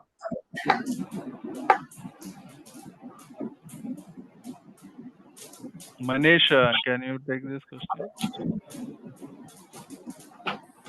No, the question is for IC cell cases, correct? IC sales and switch BL. So the new party, whatever is done through IC cell, is need to be informed to the respective shipping line. Okay, before filing of arrival manifest. These last minute changes can be accommodated through supplementary filing. Okay, thereafter the existing process will work as we are doing today. Once IGM is filed, if there is any change through ICCL agreement, whatever the existing process is followed, that process will follow. Okay, thank you. I think we will have a lot more. We'll have to have a helpline for the high C sales and switch BL when it happens. And they are asking about the ICD as to how the SCMTR regulations would be handled. ICD export shipment? I presume both exports as well as imports. So in import, the arrival manifest will be filed. Then as per the existing process, the SMTP is generated. Okay, containers are railed out by the rail operator. And then ICD IGM is auto-generated as per the legacy system. Bill of entry will be filed basis on ICD IGM. There is no change in ICD IGM process.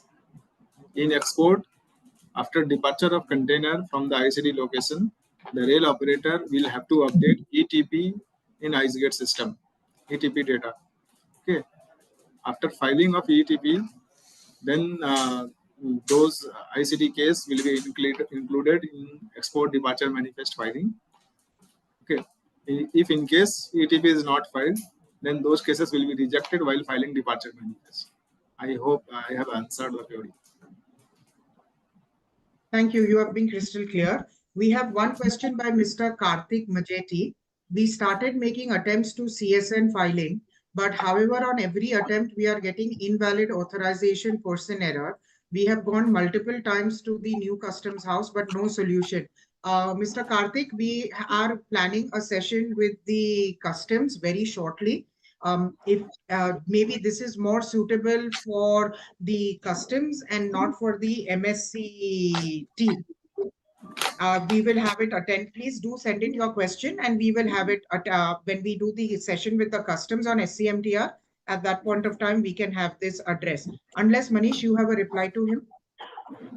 For this case, we have observed in some cases, there actually the stakeholder is declaring wrong PAN number. Okay, the PAN number of the person who is not registered in SCMT. Okay, they assume that their entity, their organization is already registered, so they can mention PAN number of any of the user. That is not correct. The PAN number should be mentioned of the authorized user who is registered in SCMT. That's why the system is giving this error. I am not aware of this case. There may be some this type of case which has to be resolved by customs department. But few cases where what have come in my understanding, my knowledge, that we had analyzed the case and we have found the PAN number was given wrong. Thank you very much. And Karthik, if this does not help you solve your problem, then request that you please approach Mr. Rohit Singla at Navashiva Customs in PUB building. I'm sure he'll be more than happy to assist you because he's in charge of, they are running a help desk also, and he's in charge of the SCMTR. Mehul Kotari has a question. Mehul, your question is that when will a transshipment detail container number be available if it is a transshipment consignment? I am presuming that you are referring this to an LCL shipment because for an FCL shipment, unless you are not, even if there is a transshipment, the container number is going to remain the same.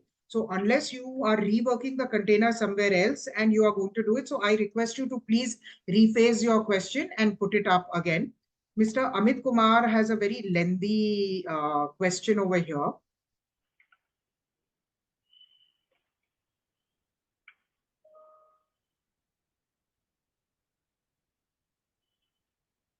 As discussed in today's meeting, you have mentioned that SAM messages are being filed before departure at the last foreign port of call.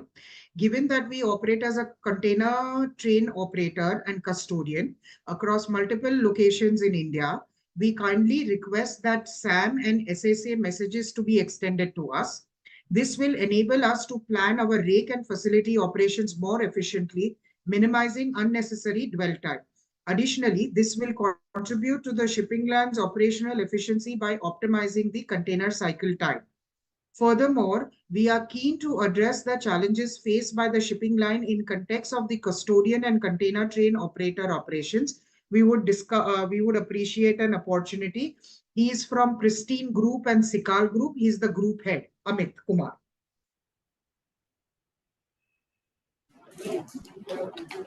The container details will be provided by the respective shipping line. This is not related with arrival manifest filing. What I have understood from this query that they need container data in advance from the respective shipping line.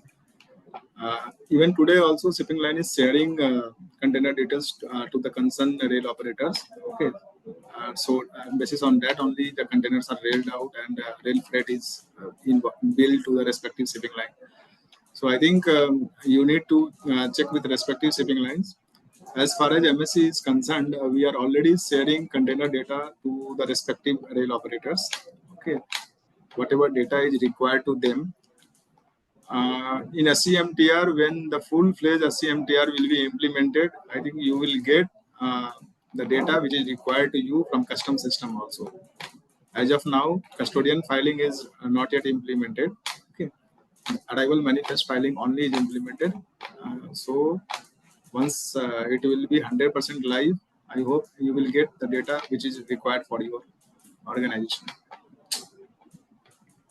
Thank you very much, Manish. With regarding further to this, Mr. Kapoor, if you would like FFFAI to help you facilitate this on a pan-India basis, request you to please drop an email to our shipping community, or rather to our shipping line committee, and Mr. Sailesh Bhatia is the OB in charge for that, and Mr. Paresh Thakkar is the convener. You can contact either one of the two, and I'm sure they'll be able to assist you to line up a meeting with all the shipping lines on behalf of FFFAI.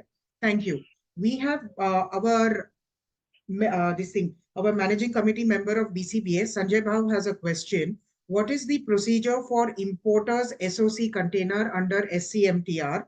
Who will file the IGM for an SOC import container, especially when it comes under a master and house? There is a flag in SCMTR. If there is SOC shipment, SOC can be declared, SOC flag can be declared yes. Okay.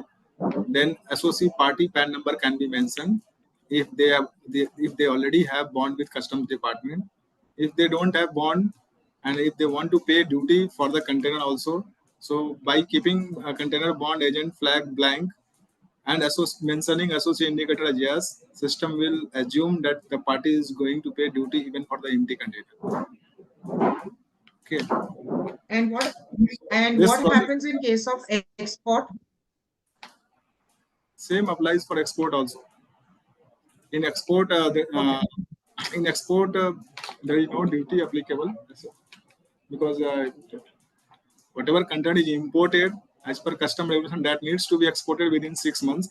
So at the time of import, if duty is not paid for a particular SOC container or party have not taken bond with the Customs Department, then at that time the flag has to be indicated. If flag is indicated yes, then the PAN number is required. If PAN number is not given with the flag yes, then system will assume that duty is going to be paid.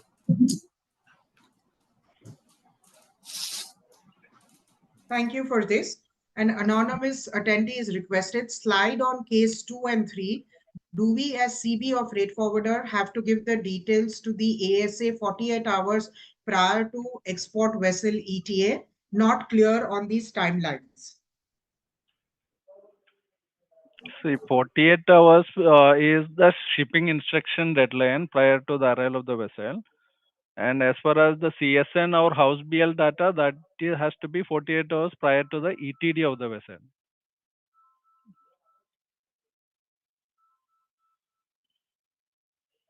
I All hope. right. Thank you, Shaju. Clarified. That yes, Mr. Avinash Thorat, we've already just taken this question. So, and Manish has replied as to how the SCO for SOC containers it has to be done. We have another anonymous attendee. What about the short transit time shipments which have direct vessels for Nhava Sheva, like in case of Karachi or maybe and Colombo and things like that? So manifest has to be submitted prior sailing from the last foreign port to the first Indian port. So that means those like US regulation, that manifest has to be submitted 24 hours prior to the manifest, and the bill of lading has to be ready 24 hours prior sailing from the last port of call, last foreign port. That is then all importers has to intimate to the shipper, or the forwarders has to get their information from their counterpart much in advance as far as their export shipment from the last foreign port or short transit last foreign port. As I said earlier, there is a provision being there in the SCMT for a sea cargo manifest amendment.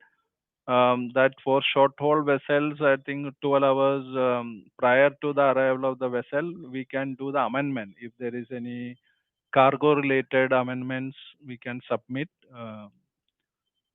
So right now that module is not active in under SCMT. Now the amendments are followed after IGM filing, or corrections are subject to amendment after IGM. It means SAM filing right now. So we are the shipping lines are managing some amendments prior to the inward entry right now in the IGM or in the old IGM module. But under SCMT, the customer has given some provision for the amendments prior to the arrival of the vessel. Yeah. Thank you very much. That was the same question that Ms. Sunita Singh had. That was the same question that Mr. Karthik had, but Mr. Karthik has one more addition part to it, that in case of imports, where the DPD transit is more than 45 plus days, how can we file the CSN and what is the timeline for that?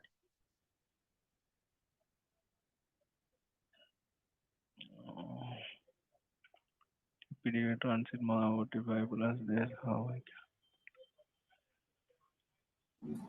So this is again DPD basically that it's a challenge if there is a long haul vessel directly coming from the last foreign port. So I think Manish, I think we have discussed this with the customs. What is the timeline for incorporation of DPD?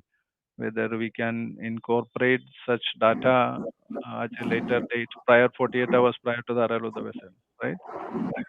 Yeah, as per customs team confirmation, even for long haul ports, if vessel is directly coming with transit time 45 days, 40 days, even in that case also they are saying the manifest is required to be filed before sailing of vessel from last foreign port. Okay, if there is any amendment, that amendment can be taken under supplementary option in the special case.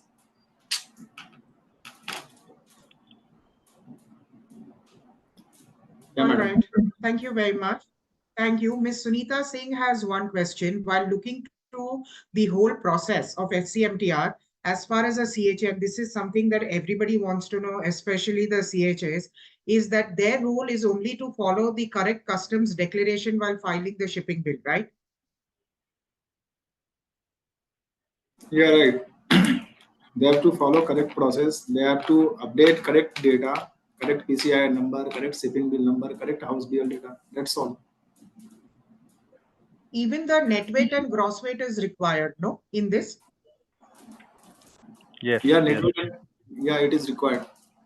See now. Okay, so that answers.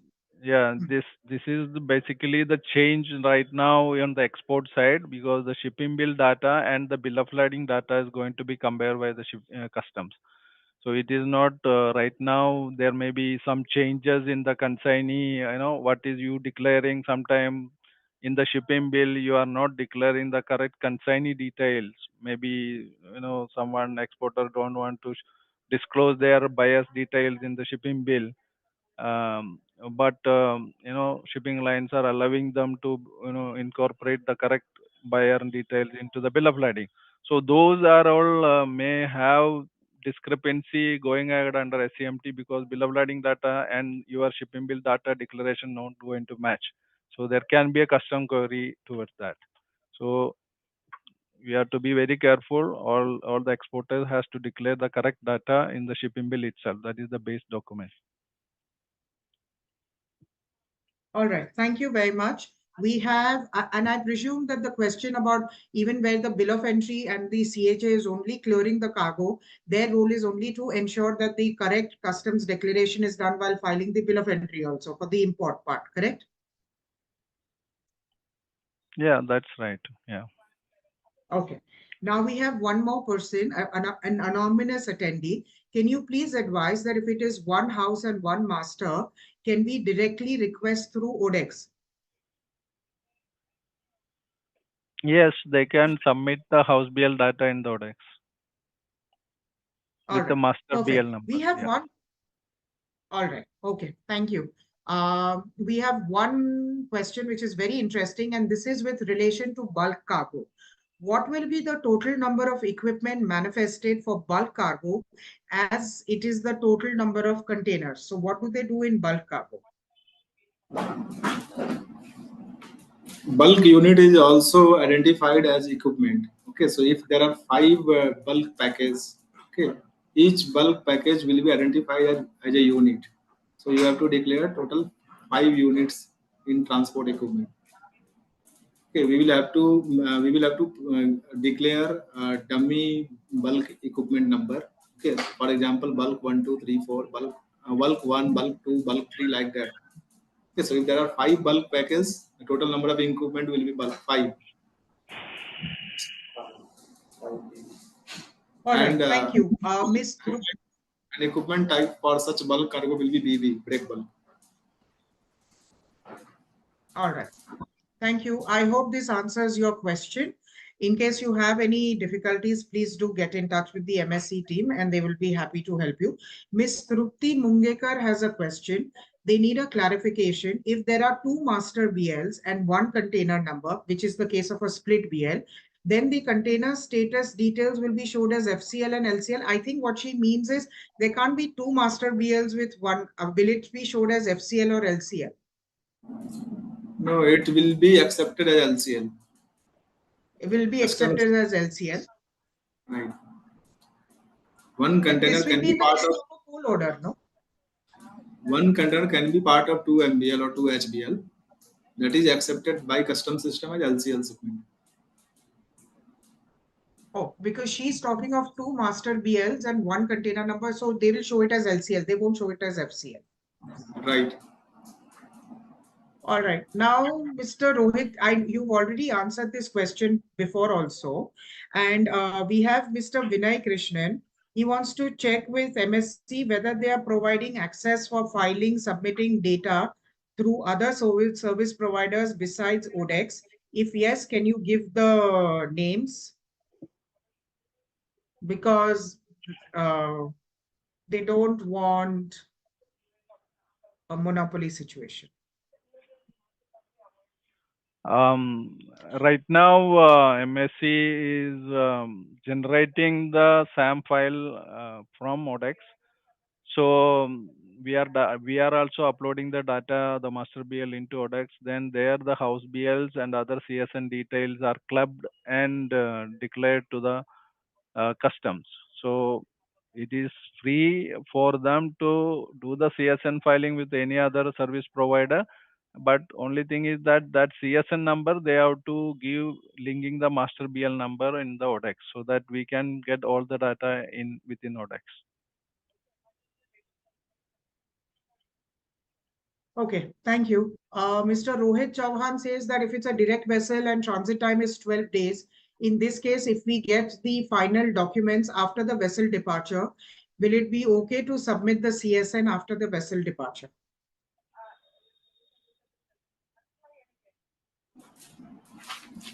Special cases will be handled through amendment process, through supplementary process.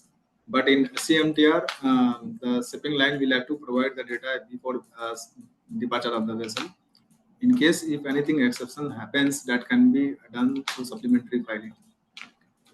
That is after sailing of the vessel and before 48 hours before arrival of the vessel for long haul, 24 for medium haul, and 6 hours for short haul vessels.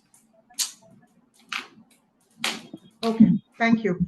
Mr. Nikhil Sutar has a question that if there is one master BL and multiple house BLs with the same consignee, then should we file the IGM on FCL or LCL basis?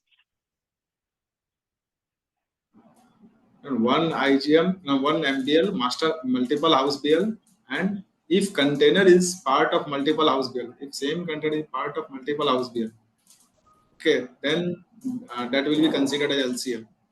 If container is not repeating, same container is not repeating in different house BL, then it will be filed as FCL.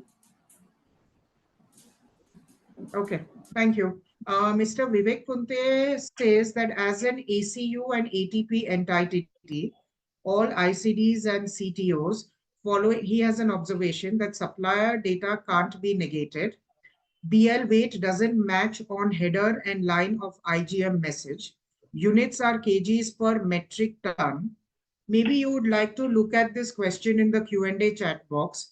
Whether HS code is mandatory for all imports and exports, who shall file the SEI, and whether there will be an SMTP format change and its impact on the container arrival acknowledgement, which is not clear. Have these questions, and he also has questions on exports. He's from ICD Sanand. Initially, consignor name was wrongly reflecting as consignee name in SMTP document. That issue was raised with customs team and that has been resolved now. Okay. Unit of weight is still reflecting wrongly. In some cases, MTS weight, even the cargo weight is reflecting in metric ton in SMTP document. Unit of weight is showing kgs. This case has been raised to customs team and they are working to resolve the issue. As far as SCI filing is concerned, SCI filing will be done by the shipping line, by the vessel operator. And what was the next query?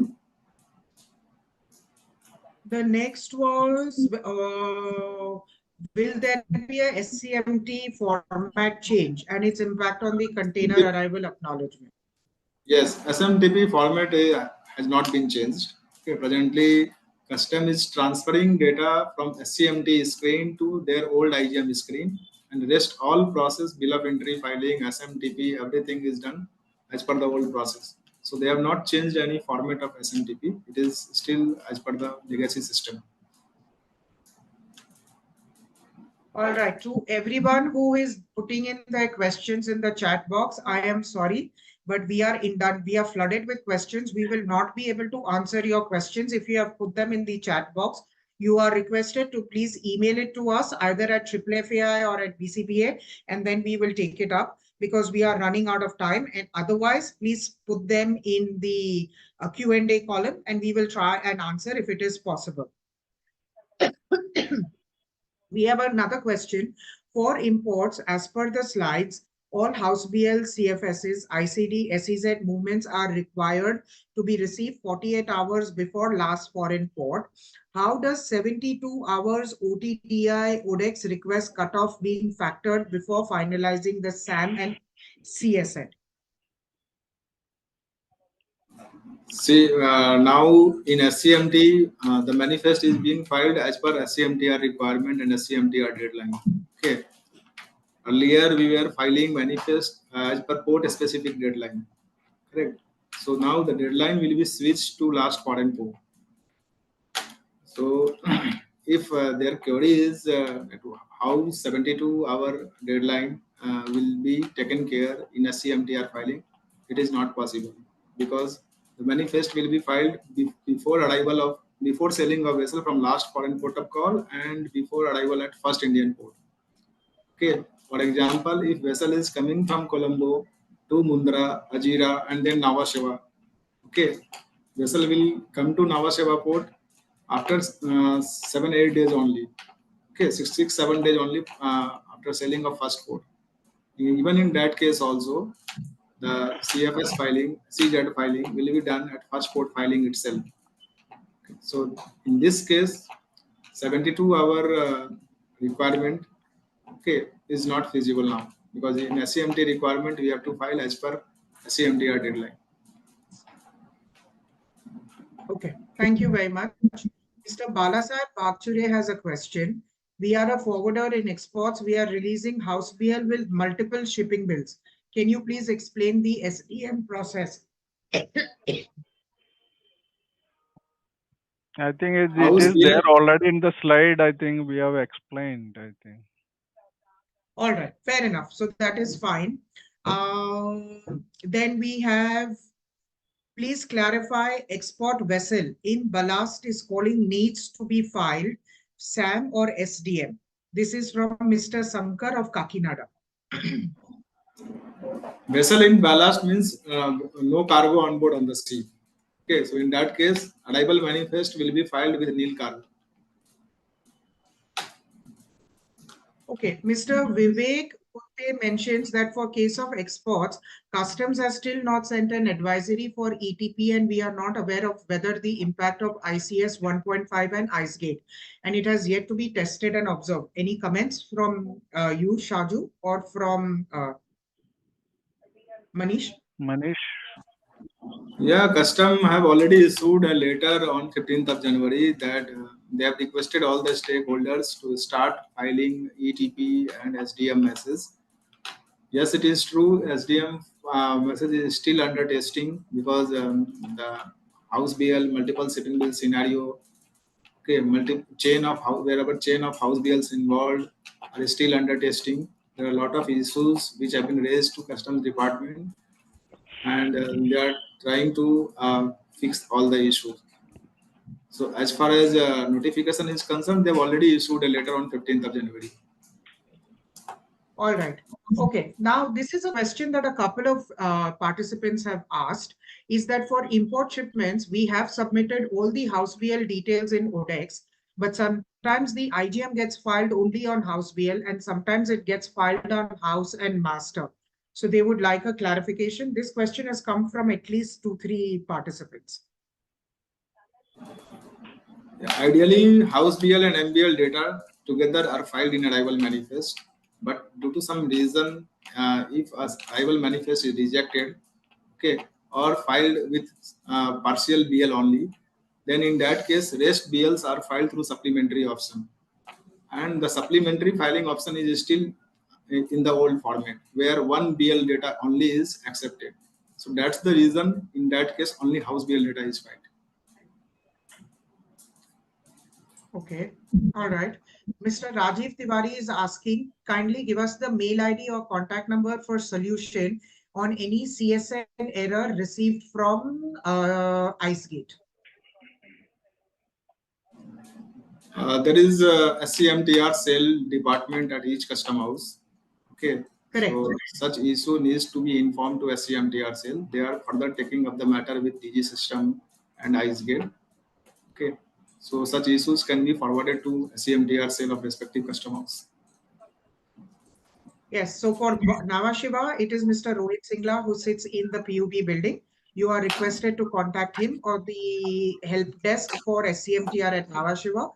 With regarding the other ports, if you are not aware of the help desk at your port, then request you to kindly contact your respective Customs Brokers Association and speak to the import committee in charge or the export committee in charge, and one of them will be able to help guide you on this. For an ASC, please confirm. Mr. Rohit Singla is the Deputy Commissioner of Customs SCMTR cell Nhava Sheva. Mr. Salman Sheikh is the Deputy Commissioner of Customs SCMTR cell JNCS. He can be approached for any query related with Nhava Sheva CSN filing. Mr. Rohit Singla is taking care of all India filing and the SCMT filing. He is additional director DG system. Okay, thank you for the correction, Manish. For an ASC, please confirm the filing process is correct or not, such as filing the CSN with the shipping bill, SIN number, generating the MSIN against the master BL, and then submitting the SDM with the MCIN received from the CSN acknowledgement, or do we need to file the SDM directly with the shipping bill SIN?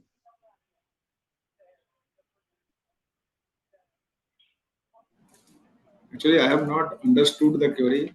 As per my understanding, he is saying that after filing of CSN message, he is receiving MCIN number.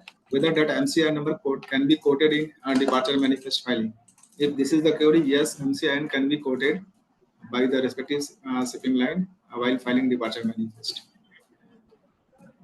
Actually, as filing, okay, we'll have, can you, whoever is this question posted, can you please send it to us to the association and we will send it to the MSM, we'll send it to MSC team. Mr. Vivek has a question, whether the TG bond number, National Transshipment Bond, both for imports and exports needs to be mentioned.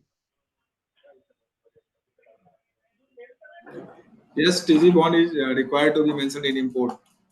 In export, it is not required. Just ETP has to be updated by the ICD operator, train, rail or road operator, transporter. In import, this is required. Okay.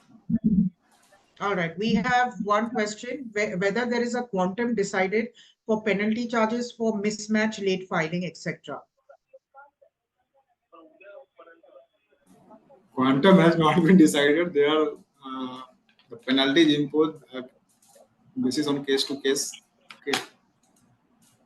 As of now, they have not imposed any penalty. There is a board circular that during initial implementation of SCMT filing, trade should not get penalized because we all are. The system is new for everyone. Okay, so you can have customs and then if in case if somebody is imposing penalty, you can approach senior officer of custom department. There is a board circular and you can give the reference number of that board circular.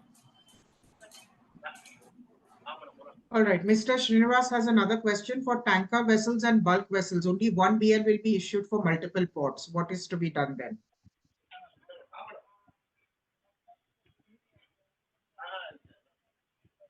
One BL will be issued for multiple ports. There will be some questions. Salu sir, can you explain this case?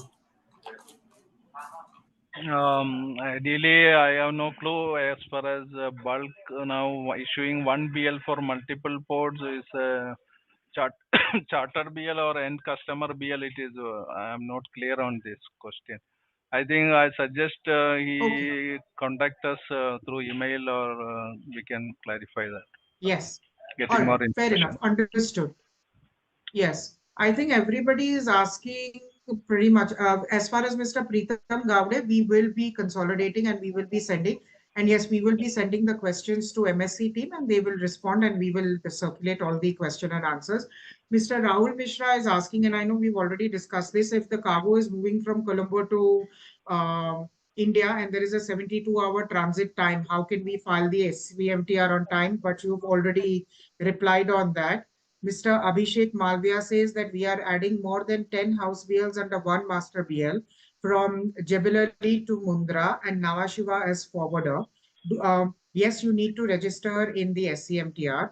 And he's asking that if supposing the vessel sails from Jebel on the 20th of February and ETA at Mundra is on 24th of February, what will be the timeline to file the house BL in India? I presume he means the SCMTR and not the house BL. House BL filing has to be before sailing from Jebel Ali for both Mundra and Nhava Sheva because we are required to file the SCMTR for both the port of the vessel rotation. In this case, Mundra and after Nhava Sheva. So both Mundra and Nhava Sheva we have to file before sailing from Jebel Ali. So will that not have operational difficulties, Shaju? Because not everybody, not all forwarders give the BLs on time. Yes, that is the challenge. But now, right now, we are started filing this. There are some omissions, but that are currently added through the current IGM version. But mostly, this is a challenge now we have, because if a vessel is calling 2-3 ports on the vessel rotation, all these 3 ports filing has to start from the last foreign port. So this is a challenge for the shipping line as well as the forwarders. So basically, we have no choice. We have to do it. Correct, because it is pardon me if I sound incorrect, but it is more often than not the shipping line that does not release the BL on time for the procedurals with the payments to be done and then the BL to be posted and things like that. And also, this will be something that whenever you have your next meeting with the customs on this particular thing on DG systems, if it could be addressed. This is an interesting question. Does the freight forwarder need to do anything after the SCMTR is imposed, or rather has been filed? We are generally submitting the House BL request on ODEX. So does any other activity have to be done? I think this is answered already. If they are inserting the House BL, then there is no need. Yeah. Okay. Now, Mr. Madam, Surendra madam, Singh is asking. madam, excuse me now. I will have to leave now to attend another meeting at 2 o'clock. Okay, thank you. We will take one question last and then we close it. Shaju, will you be able to answer one last question? Yeah, please proceed. Yeah. Okay, there are two. One is how to change the ETA in IceGate if there is a vessel delay. As far as forwarder filing, they need not to do change any ETA change. So that shipping, they can insert the data on prior to the sailing of the vessel from the last port of call.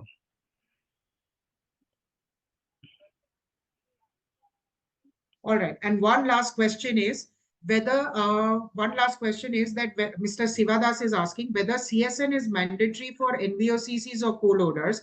As per customs guidelines, it is not mandatory. Then why is VOA insisting it instead of consoling SAM files from them as done for 1.5 version? See, basically, the customs want all stakeholders do their filing their own. So now the forwarders or the consolidators who are not registered with the customs, because they have some mandate been given for registration. Either they have to be AEO or they have to be a CHA license holder, or otherwise there are 5 lakh rupees deposit, something is required for the registration of a forwarder. So if case of a non-registered forwarder, then the provision has been given for the shipping line to file on behalf of the house BLs. So all the data from the forwarder till the end customer, all data is required by the custom. That's why they wanted the house BL filing also done by the forwarder. So that forwarder, see right now, basically if shipping line is filing a house BL, and the house BL is having the end customer. The custom is not having who is the holding the responsibility or who has done the KYC for that customer. So customs wanted every bill of lading holder file their own part of the filing. So that is why the CSN option has been given by the custom, that forwarder can do their filing and the shipping line do their filing on the master BL. Yeah. All right, thank you. And one last question by Dhiren Mange. ETP filing is to be done through web form only, or JSON file uploading will be permitted through FTP? Just forward that through the email, so we will come back to you, because this is a technical question. Okay. All right, fair enough. Thank you very much. With this, we are officially closing. We have gone way past our deadline. And thank you very much to the MSC team for staying on this while. Now, may I please request Mr. Prashant Popat, our managing committee member from BCBA, to please give a vote of thanks and to do the closing remarks. Team, thank you, FFI training team, BCBA team, and all the participants. Since SCMTR is a new subject for all of us, there would be some teething problems when it starts in April. But yeah, we'll all come together and we'll pass this out. If there are any further questions, you can write to the FII team. They'll be giving you some answers and maybe throwing a light as and when it comes to us, as it's a new subject for all of us. Thank you everyone for joining. Thank you, everyone. We will be doing follow-up sessions on SCMTR, and we understand we've tried to cover as many questions as possible, but there are just too many of them. We will request MSc team if they are willing, and we could have one more session where only the Q&As would be answered on basis of the presentation that has been done today. And going forward, BCBA is going to be organizing a session on SCMTR with the customs. Therefore, that will also be some place where you will be, some of your questions would be able to be answered. And with this, we officially conclude. Thank you very much to everyone. Have a lovely day. Good afternoon. Thank you. Thank you. Thank you. Bye. Thank you. Thank you.